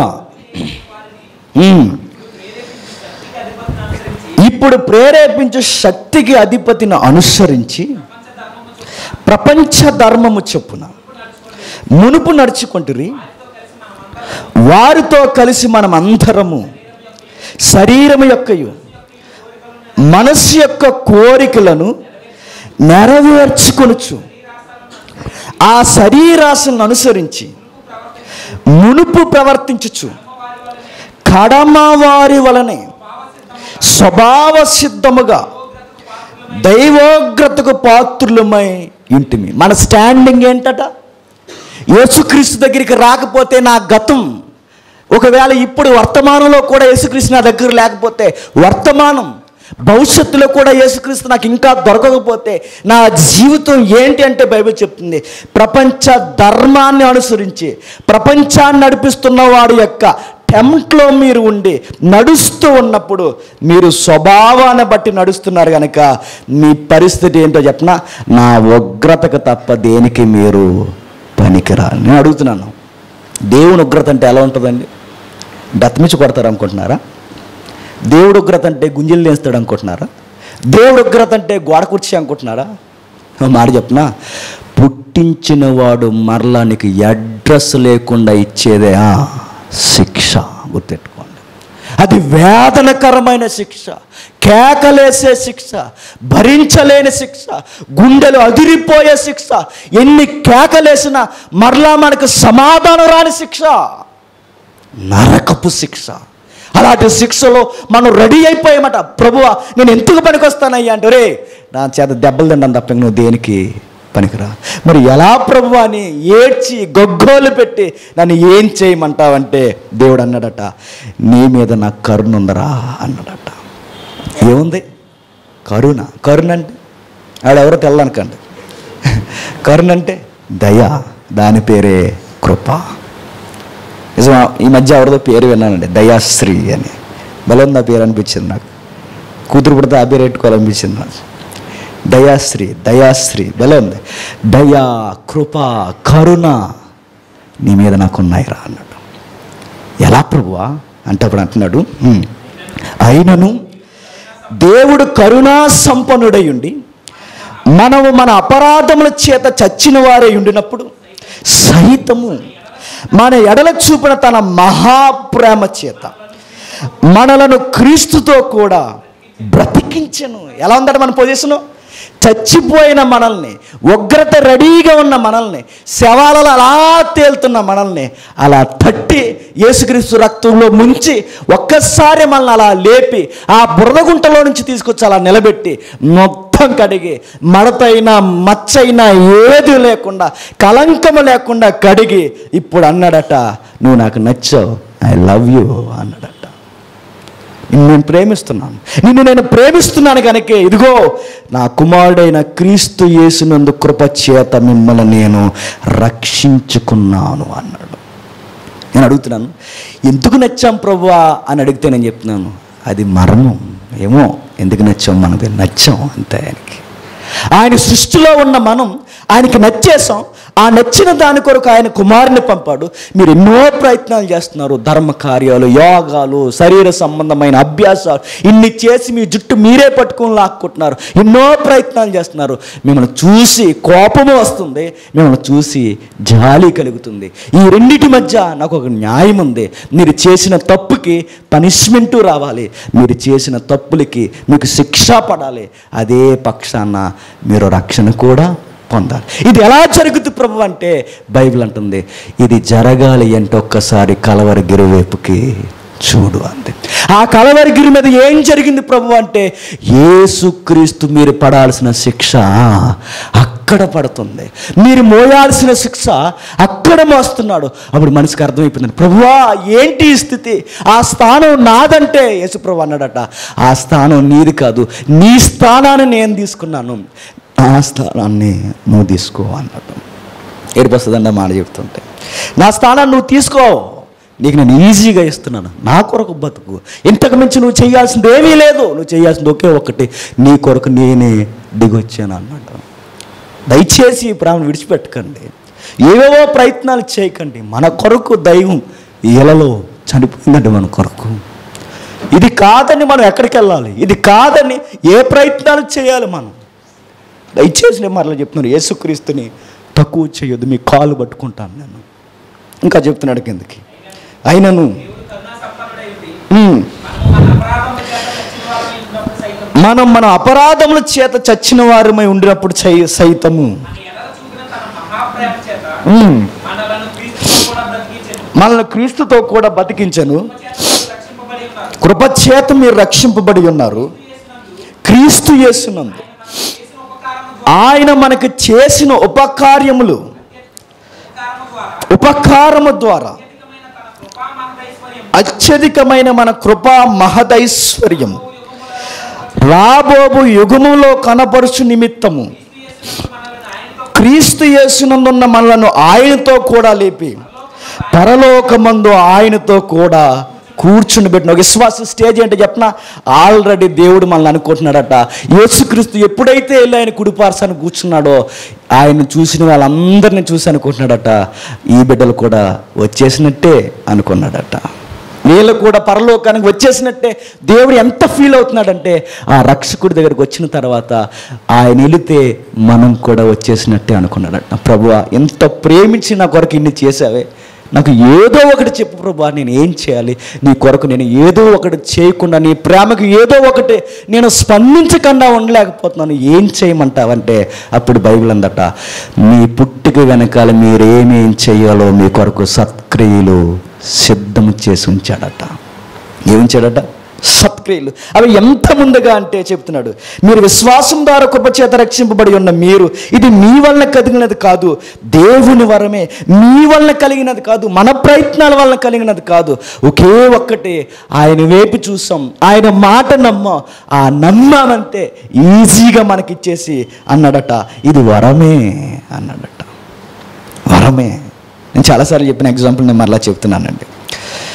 జడ్జి గారి ముందుకు మనం వెళ్ళిన తర్వాత జడ్జి గారు మనకి ఎంత ఫ్రెండ్ అయినా న్యాయవంతుడైన జడ్జి అయితే ఆయన చేసే పని ఏంటి చెప్పిన, ఖచ్చితంగా శిక్ష వేస్తాడు, శిక్ష పడుద్ది ఖచ్చితంగా.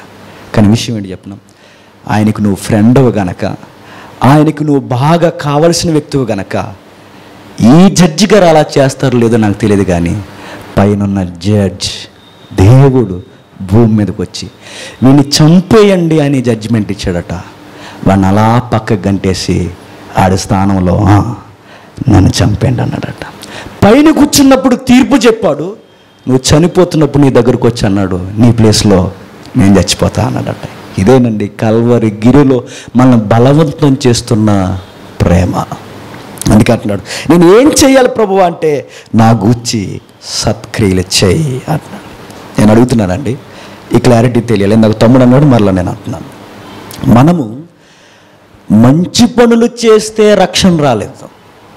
మరలా ఇది క్లారిటీ ఉండాలి, క్వశ్చన్స్ అడగకూడదు. మరలా మనం మంచి పనులు చేస్తే మనకి రక్షణ రాలేదు, మనం మంచి పనులు చేయడానికి రక్షింపబడ్డాం. చాలండి, ఇంక అర్థమైపోతాయి. ఇక మనం మంచి పనులు చేసి మనకి రక్షణ రాలేదు, మరి మనం ఎందుకు రక్షింపబడ్డాం?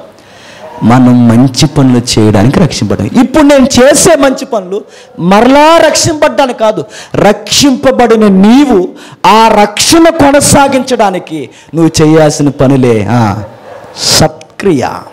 ఏ క్రియ? సత్క్రియ. ఆ సత్క్రియ ఎలా చేయాలంటే అది క్రీస్తు యేసునందు సృష్టింపబడిన మనము ఆ సత్క్రియలు జరిగించాలట. నేను అడుగుతున్నాను, మంచి పనుల వలన ఫలం ఉంటుందా అంటే క్రీస్తు లేకుండా చేస్తే ఫలం ఉండదు, క్రీస్తులో ఉండి చేస్తే ఆ క్రియలకు తగిన ఫలము దొరుకుతుందట. మీకు కావాలంటే ఒక ఎగ్జాంపుల్ చెప్తాను త్వరగా. అపోస్తుల కార్యంలో ఒక కేసు రికార్డ్ చేశారు డాక్టర్ లోకా గారు. ఏమన్నారో చూద్దాం ఒకసారి. అపోస్తుల కార్యంలో 10వ అధ్యాయం, అపోస్తుల కార్యములు 10వ అధ్యాయం, అపోస్తుల కార్యములు 10వ అధ్యాయం మొదటి వచనం నుండి.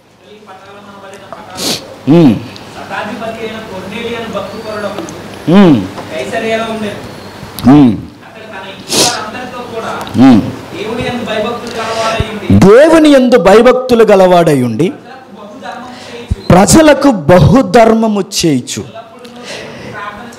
ఎల్లప్పుడూ దేవునికి ప్రార్థన చేయువాడు. పగలు ఇంచుమించు 3 గంటల వేళ దేవుని దూత అతని వద్దకు వచ్చి కొర్నేలి అని పిలుచుట దర్శనమందు. చదువు. అతడు దూత వైపుకు తేరి చూసి భయపడి, ప్రభువా, అందుకు దూత, నీ ప్రార్థన, నీ ధర్మకార్యాలు దేవుని సన్నిధికి జ్ఞాపకార్థముగా చేరి. ఈయన ఎవరో తెలుసా? మొట్టమొదటిసారిగా దేవుని రాజ్యములో పేతురు చేత పిలువబడిన ఒక అన్యుడు. ఎవరు? అన్యుడు. మొట్టమొదటిసారి సువార్తకి అన్యులలోనికి గేటులు తెరవబడిన సందర్భం ఏదన్నా ఉంది అంటే ఒకటే, ఇక్కడ మనకి అపోస్తుల కార్యంలో. ఏంటది? అపోస్తుల కార్యంలో కొర్నేలి. ఆ కొర్నేలి సందర్భం ఏం జరుగుతుందంటే, ఆయనకి దేవుడు అంటే ఇష్టం ఉందట. నేను చెప్తున్నానండి, మన సనాతన ధర్మంలో కొర్నేలు అవలంబించిన ప్రాక్టీస్ మన సనాతన ధర్మాల్లో కూడా ఉంది. అర్థం చేసుకోండి దయచేసి. ఇప్పుడు ఏదైతే మన సనాతన ధర్మాలు ఉన్నాయో, మన ఇండియన్ మైథాలజీ ఉందో, ఇందులో కూడా ఐంధవ్యంలో కూడా కొర్నేలు లాంటి ప్రాక్టీస్ ఉంది.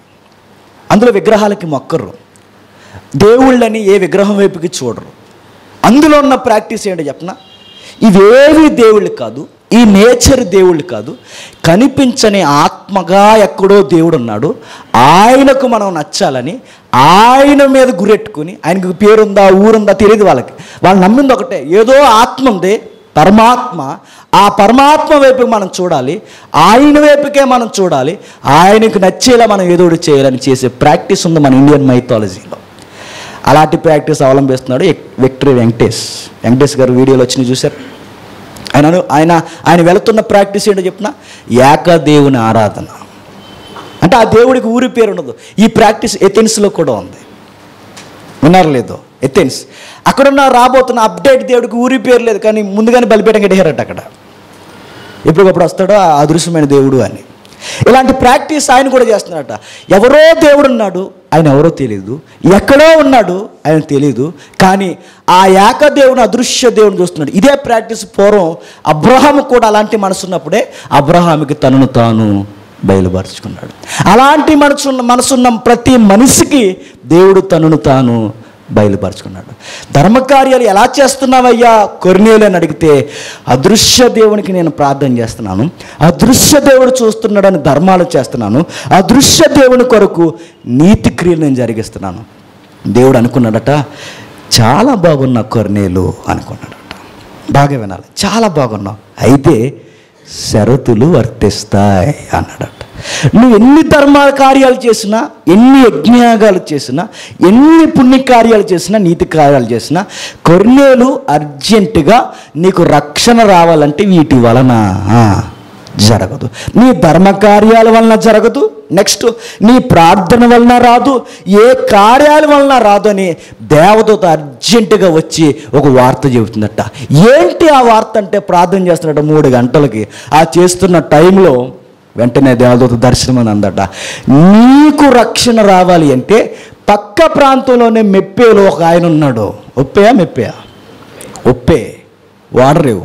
ఆ వాడరేవు దగ్గర చర్మకారుడు ఒక ఆయన ఉన్నాడు. అంటే తోళ్ళు ఇవన్నీ డెవలప్ చేస్తారు చూసారు. ఆయన దగ్గర ఒక ఆయన ఉన్నాడు. ఆయన దగ్గర పేతురు ఒక వ్యక్తి ఉన్నాడు. అర్జెంటుగా పిలుచుకో అన్నాడు. ఎందుకు ప్రభు అని అడిగితే, అర్థమవుద్దు విను అన్నాడట. ఎప్పుడైతే భక్తిపరుడు కనుక ఏకదేవుని దగ్గర నుంచి ఒక దర్శనం వచ్చింది కనుక దేవుని మాట విన్న ఆయన రెడీ అయిపోయాడట. ఎలా రెడీ అయిపోయాడు తెలుసా? ఫ్యామిలీతో. ఎవరితో? ఫ్యామిలీతో. ఫ్రెండ్స్తో వీళ్ళందరితో రెడీ అయిపోయి ఈ పేతురు అనే సువార్తికుడు ఎప్పుడు వస్తాడా అని ఎదురు చూస్తున్నట్ట. నేను ఆ మాట చెప్తానండి, కాస్తంత సందర్భం వచ్చింది కనుక. నిజంగానే ఏకదేవుని వైపు చూసి ఎవరో ఉన్నారని మనసు పెట్టుకుని ఆయన కొరకు ఏదో ఒకటి చేయాలని మీ గుండెల్లో ఆ కుతూహలం ఉంటే నేను చెప్తున్నాను, దేవుడు ఏదో ఒక విధముగా నీ దగ్గరికి రక్షణ చెప్పండి తీసుకొస్తాడు. నేను మరలా అడుగుతున్నాను, మరి తీసుకొస్తాడు, మరి ఆయన ధర్మకార్యాలు చేశాడు, ఆయన వెళతాడా వెళ్ళడంటే బైబిల్ చెప్తుంది ధర్మకార్యాలు కాదు, నిజంగానే ఆ ధర్మకార్యాలు దేవునికి నచ్చినవైతే దేవుడు ఆ మనిషిని విడిచిపెట్టట. ఏదో ఒకలా ఆ వార్త ఆ మనిషి దగ్గరికి తీసుకెళ్తాడు. ఎప్పుడైతే ఆ వార్త ఆ క్రియలు చేసినట్టు అందుకున్నాడో వెంటనే యేసుక్రీస్తుని ఏం చేస్తాడు? రక్షకుడుగా ఒప్పుకుంటాడు. ఇక్కడ అదే జరుగుతుంది కేసు. ఏం జరుగుతుందో కొన్ని వచనాలు పైన చూపిస్తాను, జాగ్రత్తగా చూడండి. 23వ వచనం, మరునాడు అతడు లేచి పేతురు వారితో కూడా బయలుదేరును, ఎప్పేవారైన కొందరు సహోదరులు వారితో కూడా వెళ్ళిరి. మరునాడు కైసరులో ప్రవేశించిరి. అప్పుడు కొర్నేలి తన బంధువులను ముఖ్య స్నేహితులను పిలిపించి వారి కొరకు కనిపెట్టుచుండు. ఎప్పుడైతే కనిపెడుతున్నాడో వచ్చిన ఆయన పేతురు గారు వెంటనే ఒక మాట అన్నాడట. ఏమన్నాడు? 33వ వచనం, వెంటనే నిన్ను పిలిచి తిని నీ వచ్చినవి మంచిది, ప్రభువు నీకు ఆజ్ఞాపించినవన్నీ వినుటకే ఇప్పుడు మేమందరం అంటే మా ఫ్రెండ్స్, మై ఫ్యామిలీ, మా కొలీగ్స్ ఎవరైతే ఉన్నారో మేమందరూ రెడీగా ఉన్నాం. ఎందుకంటే దేవుని దగ్గర నుంచి ఒక వార్త వచ్చిందంటే మా రక్షణ కొరకు ఏదో జరగబోతుంది. మేము అనుకున్న రక్షణ అంటే ధర్మకార్యాలు, ప్రార్థనలు, 3 గంటల నుంచి రాత్రి వరకు కొన్ని ప్రార్థనలు ధర్మకార్యాలు చేస్తే అయిపోద్ది అనుకున్నాం. కానీ దేవుడు మమ్మల్ని ప్రేమించి నీ దగ్గరికి రమ్మన్నాడు, నిన్ను రప్పించమన్నాడు. వచ్చాం. ఏమై ఉంది, మేము ఏం చేయాలని అడిగితే అప్పుడు పేతురు ప్రసంగం చేస్తున్నాడు. ఏమని? అందుకు పేతురు నోరు తెరిచి ఇట్లనను, దేవుడు పక్షపాతి కాడని నిజముగా గ్రహించి ఉన్నాను. ప్రతి జనములోను ఆయనకు భయపడి నీతిగా నడుచుకొని వానిని ఆయన అంగీకరించును. ఏమంటున్నాడు చూడండి. నిజంగానే మళ్ళీ అడుగుతున్నాను, డైరెక్ట్గా అడుగుతున్నాను. ఇప్పుడు ఏ ఫోటోలు అయితే తమ్నేల్ మీద వేస్తున్నారో నిజంగానే వాళ్ళ మంచోళ్ళైతే, సమాజం చేత మంచి అని పిలువబడిన వారైతే, ఈ మంచోళ్ళు దేవునికి నచ్చితే దేవుడు చేసే పని ఏంటి చెప్పండి? ఏదో విధంగా వాళ్ళ దగ్గరికి యేసుక్రీస్తుని తీసుకెళ్తాడు. అలా తీసుకెళ్ళిన తర్వాత వాళ్ళు ఏం చేస్తారంటే రక్షకుడిని వార్త విని చెప్పండి బాప్టిజం తీసుకుంటారు. చాలామంది ఇలా అంటున్నారు తిరిగేసి, వాళ్ళు తెలుసుకున్నారో మారారో లేదో నీకు తెలుసా? మీ ఊరు వచ్చి చెప్పాలా, మీ ఇంటికి వచ్చి చెప్పాలని అడుగుతున్నారు. బైబిల్ అంది చెప్పాలి అంది. ఎక్కడ చెప్పాలి ప్రభు అంటే మనుషులందరి ఎదుట నా గూర్చి ఒప్పుకోవాలి, ఐఎమ్ ట్రూ క్రిస్టియన్ అని. నేను మనసులో మాత్రమే పెట్టుకుంటాను, యేసుక్రీస్తు నమ్ముకున్నాను బయటికి చెప్పనంటే అంటుంది బైబిల్. నన్ను మనుషులు ఎదుట ఒప్పుకోనని వాడిని ఆ రోజు దూతల ఎదుట తీర్పు దినం నేను కూడా ఒప్పుకొని పోరా అంటాడు. ఇప్పుడు మీరు చూపిస్తున్న బొమ్మలన్నీ నేను అడుగుతున్నాను, ఎవరు ఫోటోలు వేస్తున్నారు? కోవిదులు వేస్తారో, మహాత్ములు వేస్తారో, స్టార్డమ్ ఉన్న స్టార్లు వేస్తారో, ఎవరు వేస్తారో వేయండి. ఎవరైనా ఇన్ని ధర్మకార్యాలు తీసి చేసిన వాళ్ళు ఎవరైనా మేము యేసుప్రభు వల్లనే ఇలా ఉన్నాం, ఆయన కొరకు చేసామని ఏ రోజన్నా నోరిప్పి చెప్పిన స్టేట్మెంట్లు ఉన్నాయా? అలా చెప్పాలని మీరు తిరగేసిన అడిగితే బైబిల్ అంటుంది మనుషులు అందరి ఎదుట ఆయనను ఒప్పుకోవాలి. అలా ఒప్పుకోకపోతే ఆయన ఒప్పుకోడంటే బైబిల్ అంటుంది మనుషులు ఎదుట నేను ఆయన చేత రక్షింపబడిన వాడిని ఎన్ని మంచి పనులు చేసినా ఒప్పుకోకపోతే నీకు నాకు సంబంధం లేదు చెల్లి అంటాడట ఆయన. పేతురు అదే చెప్తున్నాడు. ఎప్పుడైతే వచ్చాడో చూడండి, దేవుడు పక్షపాత కాడని నిజముగా తెలుసుకో. నిజంగానే అతను మంచి వ్యక్తి అయితే, నిజంగానే దేవుడికి నచ్చిన వాడైతే దేవుడు పక్షపాతి కాదు. అలాంటి మంచి వారి దగ్గరికి ముందే తన సువార్తను దేవుడు పంపిస్తాడు. ఆ సువార్త వచ్చినా నేను నమ్మనంటే దేవుడు అంటాడు నువ్వు ఎన్ని మంచి పనులు చేసినా నువ్వు మంచోడివి కాదంటాడు అంతే. ఎందుకంటే నీ బాగు కొరకు రక్షణ పంపిస్తే నువ్వు వద్దంటున్నావంటే నేనేమనాలరా అని అడుగుతాడు ఆయన. కొర్నేలికి చెప్పాడట, ప్రతి జనములో ఎంత క్లియర్ కట్టుకుందో చూడండి, ప్రతి జనములో ఆయనకు భయపడి నీతిగా నడుచుకునే వానిని ఆయన అంగీకరించును. ఏం చెప్తున్నాడండి? బాగా చదవాలి, చదువు. ప్రతి జనములోను ఆయనకు భయపడి నీతిగా నడుచుకునేవాని ఆయన అంగీకరించిన. ఎలా అంగీకరిస్తారంటే ఆ షరతులు చెప్తున్నాడు చూడండి. పరలోకం ఎవరిదండి? దేవుడిది. పరలోకం పోవాలంటే ఎవరు అంగీకరించాలి? దేవుడు అంగీకరించాలి. దేవుడు అంటున్నాడు, ఏమని అంటున్నాడంటే, ఎవరైతే జనాలు, అది ఏ కంట్రీ అయినా, అది ఇస్రాయేలీలా, భారతీయులా, పాకిస్తాన్ వారా, అరబ్బులు ఉన్నవారా, సినీ ఇండస్ట్రీలో ఉన్నవారా, పాలిటిక్స్లో ఉన్నవారా, న్యాయ కోవిదులా, ఎవరైనా ఏ జనములో ఉన్నవారైనా నిజంగానే వాళ్ళ మంచోళ్ళైతే దేవుడు వాళ్ళని అంగీకరించి ఆయన చేసే ప్రయత్నం ఏంటి చెప్పిన, అర్జెంటుగా ఏదో ఒక సువార్తికుని వాళ్ళ దగ్గరికి పంపిస్తాడు. అది ఏ టైమో మనకు తెలియదు. వాళ్ళు వెళ్ళి నిజంగా ఎప్పుడైతే చెబుతున్నారో దేవుడు వారిని, యేసుక్రీస్తుని వారు ఒప్పుకుంటే అప్పుడు దేవుడు వారిని ఒప్పుకుంటాడట. నేను మాట అడుగుతున్నానంటే, కొర్నేలు ప్రార్థన చేశాడా లేదా? చేశాడు లేదా? చేశాడు. కొర్నేలి ఏకదేవుని అంగీకరించాడా లేదా? అంగీకరించాడు. కొర్నేలి ధర్మకార్యాలు చేశాడా లేదా? చేశాడు. నేను అడుగుతున్నాను, ఇన్ని చేసినోడికే దేవుడు అన్నాడు, నీకు యేసుక్రీస్తు లేకపోతే నీకు దిక్కు లేదన్నాడు. ఎవరిని? ప్రార్థన చేసినోడిని. ఎవరిని? ధర్మకార్యాలు చేసినోడిని. ఎవరిని? ఏకదేవుని నమ్మునోడిని. ఇన్ని చేసినోడిని అన్నాడు, నీకు యేసుక్రీస్తు లేకపోతే రక్షణ లేదా? నేను అడుగుతున్నాను, ఇప్పుడు ఈ కేసు మనం తీసుకుని ఒకసారి అలా తెర మీద తెచ్చి, ప్రార్థన చేయలేదు చెప్పండి, ధర్మకార్యాలు ఒక్కటే చేశారు, ఏమీ చేయరు, దేవుణ్ణి నమ్మరు, ప్రార్థన చేయరు, ఏ సువార్తికుడి మాట వినరు, కేవలం ధర్మకార్యాలు చేస్తారట. ఇలా చేస్తే దేవుడికి నచ్చేస్తారా? అర్థమైతే కదా? దాన్ని తెక్క. ప్రార్థన చేసినోడికే యేసుక్రీస్తు అవసరమైతే, ధర్మకార్యాలు చేసినోడికే యేసుక్రీస్తు అవసరమైతే, దేవుని నమ్మిన వానికే యేసుక్రీస్తు అవసరమైతే, బైబిల్ అంటుంది ఇన్ని చేసిన వాడికే పేతురుని పంపించి ఇప్పుడు నీకు మోక్షం రావాలంటే రక్షణలోకి రాని యేసుక్రీస్తుని చూపిస్తే, ఏమీ చేయనోడు కేవలం అట భోజనాలు ఎట్టాడట, ఏమీ చేయనడట, చీరలు పంచాడట, ఏమీ చేయనడు ఇవి చేశాడట, ఇవి చేసి అన్నాడట, నాకు మోక్షం వచ్చేస్తుంది అన్నాడు. మోక్షం వస్తుంది నిజంగానే. ఆ మోక్షం ఏంటి చెప్పనా? పరలోకం కాదు, డిమ్ముని కనబడుతుంది ఆ మోక్షం. ఏంటది? ఎర్రగా ఉంటుంది. ఏంటది? నరకం. దాని పేరు మోక్షమే. అది పునరుద్ధానమే. అది వేదనకరమైన పునరుద్ధానం. బైబిల్ చెప్తుంది. ఎన్ని చేసినా మనకు ఒకే ఒక్క దిక్కు, యేసుక్రీస్తు. అందుకే ఆయన చెబుతున్నాడు చూడండి, త్వరగా ముగించుకుందాం. యేసుక్రీస్తు అందరికీ ప్రభువు. ఆయన ద్వారా దేవుడు సమాధానకర్త అయిన సువార్తను ప్రకటించి ఇశ్రాయేలుకు పంపిన వర్తమానం మీరు ఎరుగుదురు. యోహాను బాప్తిసం ప్రకటించిన తర్వాత గలిలయ మొదలుకొని యూదయ అంతటా ప్రసిద్ధమైన సంగతి మీకు తెలుసు, కానీ మీరు నమ్మలేదు. ఒక సువార్త వినబడుతుందని మీకు తెలుసు. అదేదనగా దేవుడు నజరేయుడైన యేసును పరిశుద్ధాత్మ శక్తితో అభిషేకించిననుదయే దేవుడు ఆయనకు తోడయుండెను గనక ఆయన మేలు చేయుచు అపవాది చేత పీడింపబడిన వారందరినీ స్వస్థపరచుచు సంచరించుచుండెను. ఆయన యూదుల దేశమందు యెరూషలేమందు చేసిన వాటన్నిటికీ మేము సాక్షులం.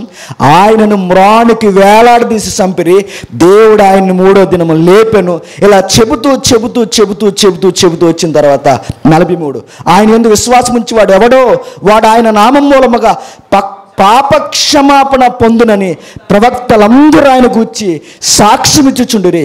ఎప్పుడైతే పేతురు ఈ బోధ విస్తరించి మాట్లాడుతున్నారో ఒక్కొక్కరు గుండెలు రగిలిపోయాయట, ఒక్కొక్కరు ఉజ్జీవంతో రగిలిపోయారట. ఎప్పుడైతే ఉజ్జీవంతో రగిలిపోయారో 48కి వచ్చేసరికి యేసుక్రీస్తు నామమందు వారందరూ బాప్తిసం పొందవలనని కమాండ్ చేశాడట. ఎవరు? పేతురు. కమాండ్. ఏ కమాండ్? ఒకే ఒక ఆజ్ఞడు చెప్పిన, నువ్వెన్ని చేసినా యేసుక్రీస్తుని ఒప్పుకొని నీటి ములిగి లేవాల్సిందే. మళ్ళీ ఒక్కరి బాధలు ఒక్కరి మాట ఏంటి చెప్పిన, బాప్తిసం కూడా వద్దంటున్నారండి. నాకు చాలా బాధ వేస్తుంది, ఏడుపు వస్తుంది. ఏంటి ఎలా అయిపోయారంటే నాకు అనిపిస్తుంది మనోనేత్రాలు మూయబడ్డాయా అని. భయంకరమైన దుర్మార్గమైన బోధ జరుగుతుందనడానికి తార్కాణం ఏంటి చెప్పనా? యేసుప్రభుని బాప్టిజాన్ని ఎప్పుడైతే పక్కన పెట్టమో డేంజర్ జోన్లో ఉన్నామని మాత్రం మర్చిపోకండి. ఇక మనల్ని కాపాడేవాడు ఇంకెవడో ఉండటం. పేతురు వచ్చి కొర్నేలంతటి వానికే బాప్టిజం యేసుక్రీస్తు అవసరమైతే సోను సూది ఎక్కడ చెప్పండి? ఆయన ఫోటో కూడా వేస్తున్నారు. వీళ్ళు లోకానికి మంచోళ్ళే. నేను మరలా చెప్తున్నాను, వీళ్ళు లోకానికి మంచోళ్ళే, కానీ దేవునికి నచ్చే మంచోళ్ళు కాదు. నీకు నచ్చిన వారు, నాకు నచ్చిన వారు ఆయనకు నచ్చాలని రూల్ లేదు. ఒకరోజు సమూయేలు వెళ్ళాడు, ప్రభా ఇతను పొడవుకున్నాడు, జులపాలు బాగున్నాయి, గోల్డెన్ ఎయిర్, హైట్ ఉన్నాడు, 6 అడుగులు పైనే, అభిషేకించామంటా ప్రభు అంటే సమూయేలుతో అన్నాడు, నువ్వు పై రూపం చూస్తున్నావు, నేను లోపల చూస్తాను నో అన్నాడు. మనం లోకానికి నచ్చచ్చు, లోకానికి మనం నచ్చేసినంత మాత్రాన వీళ్ళ దేవునికి నచ్చేసి పరలోకం ఇచ్చేస్తాడని అనుకోవడం అమాయకత్వం. మరొక మాట నేను అంటున్నానండి, సంతాపం తెలియజేయడం కూడా తప్పు. అంటే సంతాపం తెలియజేయండి వద్దంటలేదు, కానీ సంతాపంలో తెంగర మాటలు అనకండి. ఆ తెంగర మాటలు ఏంటంటే ప్రభు సన్నిధిని ఆయన ఉండునగా, ఇక్కడ తాగేసినోడు, తిరిగేసినోడు, లేనిపోనివన్నీ చేసినోడు, ఇవన్నీ చేసినోడు ప్రభునందు ఆయన ఉండాలంటే రక్షకుని అంగీకరించిన వాడు ప్రభునందు ఎలా ఉంటాడు? సహోదరులారా, ఇగోకు పోవద్దు, గర్వానికి పోవద్దు. సువార్తకి అవసరమైతే తలజందు ఒప్పుకోవడం సిగ్గుగా ఉందా? అరే తప్పు చెప్పేసి నీ మాట వెనక్కి తీసుకోవడం నాకు సిగ్గు అనిపిస్తుందా? మీకు ఒక మాట చెప్పనా, మనం తగ్గితే బైబిల్ అంది హెచ్చింపబడతారు తప్ప తగ్గేదేమీ లేదండి. ఈ సూత్రం పాటించండి. అవసరమైతే చెప్దాం, నేను ఏదో ఉద్దేశంలో ఒకటి చెప్పాలని ఇది చెప్పేశాను, దయచేసి ఈ మాట నేను వెనక్కి తీసుకుంటానండి. ఎంత గౌరవంగా ఉంటుందో తెలుసా? తగ్గితే ఎంత ప్రౌడ్గా ఉంటుందో తెలుసా? ఏ నోర్లు అయితే మళ్ళీ ఏలెత్తి చూపిస్తున్నా అవే నోర్లు అంటే బ్రదర్ సారీ మిమ్మల్ని అలా అన్నాను, నన్ను క్షమించండి అని అడుగుతారు. బైబిల్ నేర్పిస్తున్న సూత్రం ఏంటంటే ఒకే ఒక్కటి, ఆయన వైపుకు చూడండి, ఆయన వైపుకు చూడండి. చివరిగా నేను ముగించే ముందు, చాలా ఉందండి, ఇంకా సగమే అయింది. వింటారా? వచ్చేవారని చెప్పుకుందామా? అంత ఉంది ఇది పుట్ట. ఇవన్నీ కదిలితే ఇంకంతా వస్తానే ఉన్నాయి. అందులో చెప్పాల్సింది ఏంటి చెప్పిన, ఈ భయంకరమైన సిద్ధాంతం రావడానికి ఒక వాక్యం ఉంది. వాక్యం కాదు తప్పు, వాక్యం చదవడం తప్పు. ఆ చదవడం రాలేదు. అదేంటంటే, నేను రోగులకే వైద్యుని కానీ ఆరోగ్యం కలవారికి వైద్యుని. అక్కడ జరిగింది రాంగ్ ట్రాక్, అది పరిశీలించాలి. ఆ తర్వాత నేను నీతిమంతులు రక్షించడానికి రాలేదు కానీ పాపుని రక్షించడం, అక్కడ జరిగింది తప్పు, నెక్స్ట్ మిస్టేక్. అలా అయితే యేసుక్రీస్తే కాదు మనస్సాక్షి కూడా ఉందని ఒకసారి రోమపత్రిక చెప్పారు. అక్కడ జరిగింది రెండో తప్పు. అక్కడి నుంచి ఈ రోజు వరకు దాన్ని కవర్ చేయడానికి తప్పుల మీద తప్పులు చెప్పి ఈరోజు అన్న మాట సహోదరులు బాప్టిజమే అవసరం లేదు అంటున్నారు. ఏడుపొచ్చి ఒక మాట నేను చెప్పనా, వచ్చే వారం చెప్తాను. పరలోకం నుంచి లోకానికి దైవం భూమి మీదకి వచ్చిన తర్వాత అరణ్యంలో ఉన్న యోహాను దగ్గరికి పోయి దైవం ఏం చేసింది తెలుసా? బాప్టిజం తీసుకుంది. ఏం చేసింది? దైవం భూమి మీదకి వచ్చి బాప్టిజం తీసుకుందా? ఎందుకు ప్రభా, నీకెందుకు బాప్టిజం ప్రభా అంటే దైవం ఆ రోజు అంది, ఇది మాదిరికరంగా జరగబోతుంది, నీతి యావత్తు ఇలా జరగాలి. నీతి అని దేన్నైతే అంటున్నామో, నీతి క్రియలను దేన్నైతే కొలుస్తున్నామో, దైవం పలికిన మాట, నేనే నీతికి మాదిరిగా, నేనే నీతిములుగానంటే స్వర్గానికి మోక్షానికి రావాలనుకున్న ప్రతి ఒక్కడో చెప్పండి నేట మునగాలి. చివరికి ఒక సందర్భం చెప్పి ముగిస్తాను, ఒట్టే చెప్తున్నాను, నిజంగానే ముగించేస్తాను.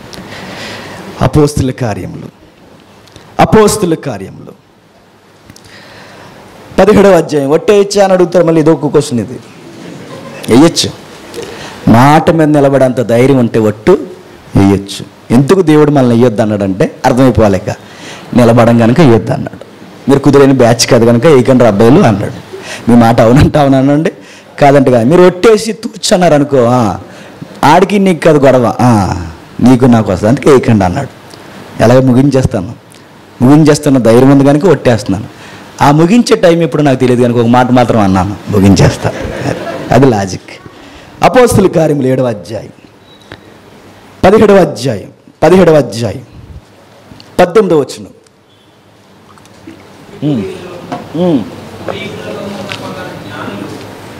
స్తోయికుల్లో ఉన్న కొందరు జ్ఞానులు అతనితో వాదించిరి. కొందరు ఈ వదరబోతు చెప్పుచున్నది ఏమిటని చెప్పుకోండి. నేను అడుగుతున్నానండి, ఇంతకన్నా గొప్ప సువార్తికుడు ఇప్పటి వరకు ఉన్నాడా? రేపు పొద్దున్న వస్తాడా? వస్తాడని గ్యారంటీ ఉందా? ఎవరో గొప్ప సువార్థికుడు, ఎవర్ గ్రీన్ ఉంది ఆయన, ఇప్పుడు డెమో రోల్ మోడల్ ఆయనే పౌలు గారు. ఆయన అలాంటి వాడు ఎప్పుడైనా వస్తాడండి? రాడు. అంత మహానుభావుడు వెళ్ళి సువార్త చెప్తుంటే ఈ లోకం ఇచ్చిన సర్టిఫికేట్ ఏంటి చెప్పనా? వదరబోతుందట. నేను మరలా చెప్తున్నాను, మతోన్మాదులకి మనకి గొడవ ఎక్కడొస్తుంది చెప్పనా? భోజనాల దగ్గర రాదు గొడవ, ప్యాకెట్లు పంచుకునే దగ్గర రాదు గొడవ, నోట్లు పంచుకునే దగ్గర రాదు. గొడవ ఎక్కడొస్తుంది చెప్పనా? ఈ లోకంతో నువ్వు యేసుక్రీస్తు గురించి చెప్పు, ఇక రగడ స్టార్ట్ అవుద్ది. ఎక్కడ చెప్పనా? బయటే కాదు, అత్తాకోడలకే పడదన్నాడు. అత్తాకోడలకే కాదు, కొడుక్కి తండ్రికి పడదన్నాడు. కొడుక్కే కాదు, ఆ కుటుంబమే వ్యతిరేకం. ఎందుకు ప్రభు అంటే యేసుక్రీస్తుకి ఈ లోకానికి పడదు, ఈ లోకం యేసుక్రీస్తుని ద్వేషించింది. మనం ఎన్ని విషయాల్లో కలుసున్నా, వాళ్ళ ఫంక్షన్లకి వెళ్ళినా, ఎన్ని చేసినా ఎక్కడా మనల్ని ఏమనరు. నోరిప్పి యేసుక్రీస్తు రక్షకుడు, నేనే సత్యము మార్గము జీవము అన్నాడని అను, ఇంకా ఆ రోజు నీకు వాడికి స్టార్ట్ అవుతుంది. ఇంక ఇందులో లాజిక్లు ఏమి లేవెక్క. నువ్వు ఎన్ని లాజిక్లు చెప్పినా ఒకటే మెస్పరైజింగ్ పాయింట్ ఏంటంటే యేసు రక్షకుడను వాడు స్టార్ట్ అయిపోయింది. అందుకే పౌలు గారికి వాళ్ళకి గొడవ లేదు. పౌలు గారు ముక్కు తెలదు, మొఖము తెలదు, వాళ్ళ ఊరు తెలదు. కానీ ఒక మాట అన్నారట. ఎందుకు పౌలు గారు నా మాట అన్నారంటే, ఎపిక్యూరీస్ జ్ఞానులు అంటే వీళ్ళు. నేను ఒక మాట చెప్తాను. చాలామంది అంటారు జ్ఞానం ఉంటే చాలు, దేవుడు మనకు తెలిసిపోతే చాలు. నిజానికి మనకు మోక్షం వచ్చేది జ్ఞాన మార్గం. ఎందాక చెప్పాను కదా పాయింట్. జ్ఞాన మార్గమును బట్టి కూడా మనకు మోక్షం వస్తుందంటే, ప్రపంచంలో ఎథెన్స్ వారికి ఉన్నంత జ్ఞానం చెప్పండి ఎవరికి లేదు. చదువుకుంటున్న కాంపిటేటివ్ ఫీల్డ్లో ఉన్న వాళ్ళని అడుగుతున్నాను, ప్రపంచంలో పురాతనమైన రాజ్యాంగం ఏది చెప్పండి? ఎథెన్స్. నేను చదువుకున్నప్పుడు, మీరు చదువుకున్న ఎప్పటికి ఎవరికి బిట్ అది జీకే బిట్. ప్రపంచంలో పురాతనమైన రాజ్యాంగం ఎథెన్స్ రాజ్యాంగం. వాళ్ళకున్నంత జ్ఞానం, శిల్పకళ, వారి సాహిత్యం, వారు మాట్లాడే థియాలజీ, ఫిలాసఫీ ఎవరికే లేదు. అంత జ్ఞానం ఉన్నవారు, జ్ఞానం వాళ్ళు చేయించిన పని ఏంటంటే బొమ్మలు కట్టారట. ఏం చేశారు? బొమ్మలు. ఏం బొమ్మలు అంటే దేవుడు బొమ్మలు. ఏం బొమ్మలు అయ్యి? దేవుడు బొమ్మలు. దేవుడు వాళ్ళ భార్య బొమ్మలు, దేవుడు పిల్లల బొమ్మలు, మనవరాల బొమ్మలు, అన్నీ బొమ్మలే. చదువుకుంటే చరిత్ర ఏం చెప్తుందో చెప్పనా? గట్టిగా తనితే ఎథెన్స్లో ఉండే ప్రజల సంఖ్య ఎంత చెప్పిన 8,000 మందట. కానీ దేవుడు బొమ్మలు ఎన్ని ఉంటాయి తెలుసా? 30,000 ఉంటాయట. ఎన్ని? 30,000. అప్పుడు దేవుళ్ళు ఎక్కువైపోయారు మనుషుల కన్నా. ఎథెన్స్లో 2 ఎక్కువ ఉండేయట. దేవుడు బొమ్మలు 30,000, మనుషులు 8,000. ఆ తర్వాత రికార్డ్ బద్దలు కొట్టింది ఎవరంటే ఎథెన్స్లో కుక్కలు ఎక్కువ ఉండేయట. ఏంటవి? కుక్కలు. మనుషుల కన్నా దేవుళ్ళు ఎక్కువైపోయారు. అంత ఫిలాసఫీని చెప్తున్నాను. ఎంత జ్ఞానం తెలిసిన వారు కూడా దేవుని చూడలేరా అంటే బైబిల్ చెప్తుంది జ్ఞానము దేవుని దగ్గరికి నడిపించదు. మరి ఏమి నడిపిస్తుంది అయ్యా అంటే యేసుక్రీస్తే నడిపిస్తాడు. అందుకు పౌలు చెప్తున్నాడు, ఎపిక్యూరియన్స్తో, స్తోయికులు, పెద్ద పెద్ద ఫిలాసఫర్, పిహెచ్డి క్యాండిడేట్స్, వాళ్ళందరితో జ్ఞానులతో వాదించుచుండ్రి. కొందరు పౌలును చూసి అన్నారట, వదరబోతు చెప్పినది ఏమిటని చెప్పుకొని. నేను చెప్తున్నాను, నెగిటివ్ కామెంట్ చేసే వాళ్ళు ఎప్పుడు ఉంటారండి. ఉండరా? ఉంటారు. ఎప్పుడు ఏదో ఒక మాట అనే వాళ్ళు ఉంటారు. ఆ మాటలు మీరు పట్టుకుని అలాగే ఆలాడారు అనుకోండి, మీ జీవితం ముందుకు పొమ్మన్నా పోదు. ఎవడన్నా నెగిటివ్ కామెంట్ అంటాడు అనుకోండి, dear brother God bless you అని అంటే, నిన్ను నీ కుటుంబాన్ని దేవుడు దీవించినాక రే అన్నంటే, ఎస్ బ్రదర్, గౌరవనీయులైన తమ్ముడు గారు, దేవుడు మిమ్మల్ని దీవించిన గాక. పౌలు గారు నిజంగా నేను చెప్తాను, వాళ్ళతో పోటీకి దిగి తిట్టడం మొదలెడితే పౌలు గారి కన్నా ఫైట్ అవ్వడం చేస్తాడా? ఆయన ఎలాంటి ఫైటరో తెలుసా? ఇంట్లోకి వెళ్ళి ఆడవాళ్ళు కొప్పులు అట్టుకుని బయటికి లాక్కుని చంపేస్తున్నా ఎవడన్నా మగాడొస్తే బస్తి మీద అవ్వాలనేవాడు. అది ఆ మగతనం ఎవరిది? ఆయన ఎదిరించేవాళ్ళు. అలాంటోడిని ఎవరు వదరబోతు అంటే యేసుప్రభువు నమ్ముకున్న తర్వాత మారిపోయి అన్నాడట. అది కాదు బ్రదర్, మీకు ఒక విషయం చెప్పాలి. అదేంటంటే యేసును గూర్చి, పునరుద్ధానము గూర్చి ప్రకటించుచున్నానని వారికి చెప్పాడట. వాళ్ళు విన్న తర్వాత అన్నారట మరికొందరు, వీడు అన్యదేవతలను ప్రశ్నించుచున్నాడని చెప్పుకొనిరి. అంతటా వారు అతని వెంట పెట్టుకుని అరియాపగానే ఒక సభ యొద్దకు తీసుకుని పోయిరి. నువ్వు చేయుచున్న ఈ నూతన బోధ ఏదో ఎట్టుదో మాకు తెలపవచ్చునా అన్నారు. భలే చెబుతున్నావు, చాలా బాగా చెబుతున్నావు, మోక్షం అంటున్నావు, పునరుద్ధానం అంటున్నావు, మరో జీవితం అంటున్నావు. ఆ పునరుద్ధానానికి మోక్షానికి ఉన్న పేరు స్టార్టింగ్లో మేము చెప్పాను, ఎస్కటాలజీ. మరణం తర్వాత, అంతం తర్వాత ఏం జరగబోతుందో ఏదో చెప్తున్నావు, బాగా చెబుతున్నావు. కొంతమంది అన్నారట, ఎవడు ఈ పొగరోడు అన్నాడట. కొంతమంది అన్నారట, సబ్జెక్ట్ బాగుంది కానీ ప్లేస్ మాత్రం ఇది కాదు, నడీదిలో కాదు, మనకి ఒక కమిటీ హాల్ ఉందన్నారట. అర్థమైనా చెప్తున్నాను, కమిటీ హాల్. ఆ కమిటీ హాల్ పేరు ఏంటంటే కమ్యూనిటీ హాల్. అదే దాన్ని కాన్ఫిడెన్స్ హాల్ క్లాస్గా చెప్తే. హాల్ పేరు అది ప్రజా కోర్టు. ఆ కోర్టు ఏంటంటే చెప్పండి, అరియప్ప. అక్కడే ఇందాక చెప్పాడు తమ్ముడు, ఆయన పేరు సోక్రటీస్. సోక్రటీస్ పౌలు గారికి ముందు, కొంతకాలం ముందు అదే బెంచ్ మీద సోక్రటీస్ ప్రసంగం చేశాడు. చరిత్ర చెప్తుంది. ఎప్పుడైతే ఆయన ప్రసంగం చేశాడో, ఆయన ప్రసంగం వాళ్ళ ప్రజలకే నచ్చక సోక్రటీస్ కట గ్రేప్ జ్యూస్ తాగండి అన్నారట. ఏ జ్యూస్? Grape juice. సోక్రటీస్ తెలుసు, ప్రసంగం చేసిన తర్వాత ఈ ప్లేస్ ఎంత డేంజరో చూడండి. ప్రసంగం చేసిన తర్వాత వాళ్ళ మనోభావాలను టచ్ చేసే ప్రసంగాలు ఎవడైనా చేస్తే అక్కడున్న ఎథెన్స్ ప్రజలు చేసే పని అని చెప్పిన జ్యూస్ ఇస్తారట. ఆ జ్యూస్ కాదు, జ్యూస్.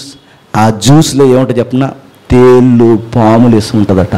అది తాగి ఆ చెప్పిన నోరు ఇంకెప్పుడు మాట్లాడకూడదని అక్కడే గిలగల్లాడి చచ్చిపోవాలనుకుంటు. ఆ సంస్కృతి ఉంది వాళ్ళకి. అలాంటి సభకు రమ్మంటున్నారు ఎవరిని? మన హీరో ఎవరు? పౌలు గారి. ఈ రకం ఎలాంటి రకమో చెప్పనా, ఆయన తాగడు, తాగిస్తాడు. వెళ్ళాడు, మాట్లాడాడు, మొత్తం సైలెంట్ అయిపోయారు. అరియోపగు సభ మధ్యలో నిలబడి, సుప్రీంకోర్టు లాంటిది, మొత్తం మాట్లాడితే ఏం మాట్లాడాలో ఏం అర్థం అవ్వట్లేదట వాళ్ళకి. మొత్తం ఎత్తుకున్నారు. మీరు ఒక అప్డేట్ గాడ్ కొరకు ఎదురు చూస్తున్నారుగా, రాబోతున్న దేవుని కొరకు మీరు ఎదురు చూస్తున్నారుగా. ఆ అప్డేట్ గాడ్ ఎవరు నేను చెప్తాను, రండి అన్నాడు. చెవులు పెద్ద అయిపోయిన వాళ్ళందరికీ.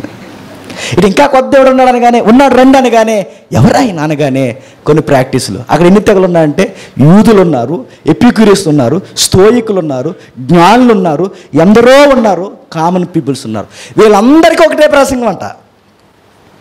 వీళ్ళందరికీ ఒకటే ప్రసంగం నేను చెప్తున్నాను. మనకి సిటీ పీపుల్స్కి ఒకలా చెప్తాం, కామన్ పీపుల్స్కి ఒకలా చెప్తాం. పౌలు గారిలో ఉన్న దమ్ము ఏంటంటే అందరికీ ఒకే ప్రసంగం అర్థమైపోతాడు. అలాంటి చెప్తాడు ఆయన. ఇదంతా వివరిస్తే చాలా టైం అయిపోద్దండి. ఒకే ప్రసంగం ఏంటంటే యూదులకి అర్థం అవ్వాలి, ఎపిక్యూరియస్కి అర్థం అవ్వాలి, స్టోయికులకి అర్థం అవ్వాలి, కామన్ పీపుల్స్కి అర్థం అవ్వాలి, అందరికీ అర్థం అవ్వాలి. అందరికీ అర్థమైన తర్వాత చెప్తున్నాడు, అందరికీ అర్థమైన తర్వాత ఒక మాట అర్థమైపోయిందట. అంటే దేవుడు దృశ్యమైన వాడు కాదు, అదృశ్యుడా అని. ఎస్, ఆయన యూనివర్స్లో లేడు, యూనివర్స్ ఆవలున్నాడు. ఆయన సర్వంలో లేడు, సర్వాంతర్యామి కాదు. ఆ పదం తెలియాలి. ఆయన సర్వాంతర్యామి కాదు, సర్వాధికారి. సర్వాంతర్యం అంటే స్తంభంలో ఉంటాడు, ఇందులో ఉంటాడు, అందులో ఉంటాడు, నీలో ఉంటాడు. ఇది సర్వాంతర్యం అంటే. ఉన్నాయిగా మన ఫిలాసఫీలు ఇక్కడ. అప్పుడప్పుడు స్తంభంలో దేవుడు బయటకు వచ్చేస్తుంటాడు. అలా కాదు, దేవుడు సర్వాంతర్యామి కాదు, సృష్టిలో లేడు, సృష్టి పైన ఉన్నాడు. ఆయన మనుషుల చేత సేవలు చేయించుకునేవాడు కాదు. ఆయన ఎట్టివాడు తెలుసా? ఆయనకి ఏదో కొద్దు ఉన్నట్టు, మీరేదో ఇస్తారన్నట్టు మీ వైపు జాలిగా చూసే దేవుడు కాదు. ఆ దేవుడు ఎట్టివాడంటే నన్ను తెలుసుకోవాలని కొన్ని సూత్రాలు పెట్టాడు, బౌండరీస్ పెట్టాడు, సరిహద్దులు పెట్టాడు, తడువులాడి తెలుసుకోవాలని బౌండరీస్ పెట్టాడు. అలాగైనా దొరుకుతాడు. అయినా మీకు దొరకట్లేదని ఎంతకాలం మిమ్మల్ని జ్ఞానులు అనుకున్నారు కానీ అజ్ఞానం పనులు చేశారు కనుక అజ్ఞానులుగానే చూశాడు. అజ్ఞాన పనులు ఏంటంటే దేవుని 29 దేవుని ఏం చేస్తుందంటే బంగారంతోను, ఎండితోను, రాతితోను పోల్చి దానికి దండం పెట్టి అన్నారట, నీవే మా దేవుడు అన్నారట. అరే మీరు పిహెచ్డి క్యాండిడేట్లు, మీరు చేసుకున్న దాన్నే మీరే దండం పెడుతున్నారంటే మీకు ఏమర్థమైందిరా అని అడిగాడట. నిజంగా జ్ఞానం ఉన్నాడు ఎడతాడండి. ఇప్పుడు దీన్ని సీరియస్గా నేను దేవుడు బొమ్మ చేసి ఎక్కడే నేను ఎలా ముందడిపోయి దేవుడు నన్ను కాపాడంటే నేను చెప్తున్నాను, నువ్వు చేస్తే కానీ రానిది, నేను చెప్తున్నాను, నువ్వు చేస్తే కానీ రానిది అది దేవుడు ఎలా అవుతుంది? నేను అడుగుతున్నాను. ఇప్పుడు ఇది సృష్టికర్త, సృష్టించిన నీవు సృష్టికర్త అవుతావా? నువ్వే సృష్టికర్త కాబట్టి ఇది సృష్టికర్త అవ్వదు.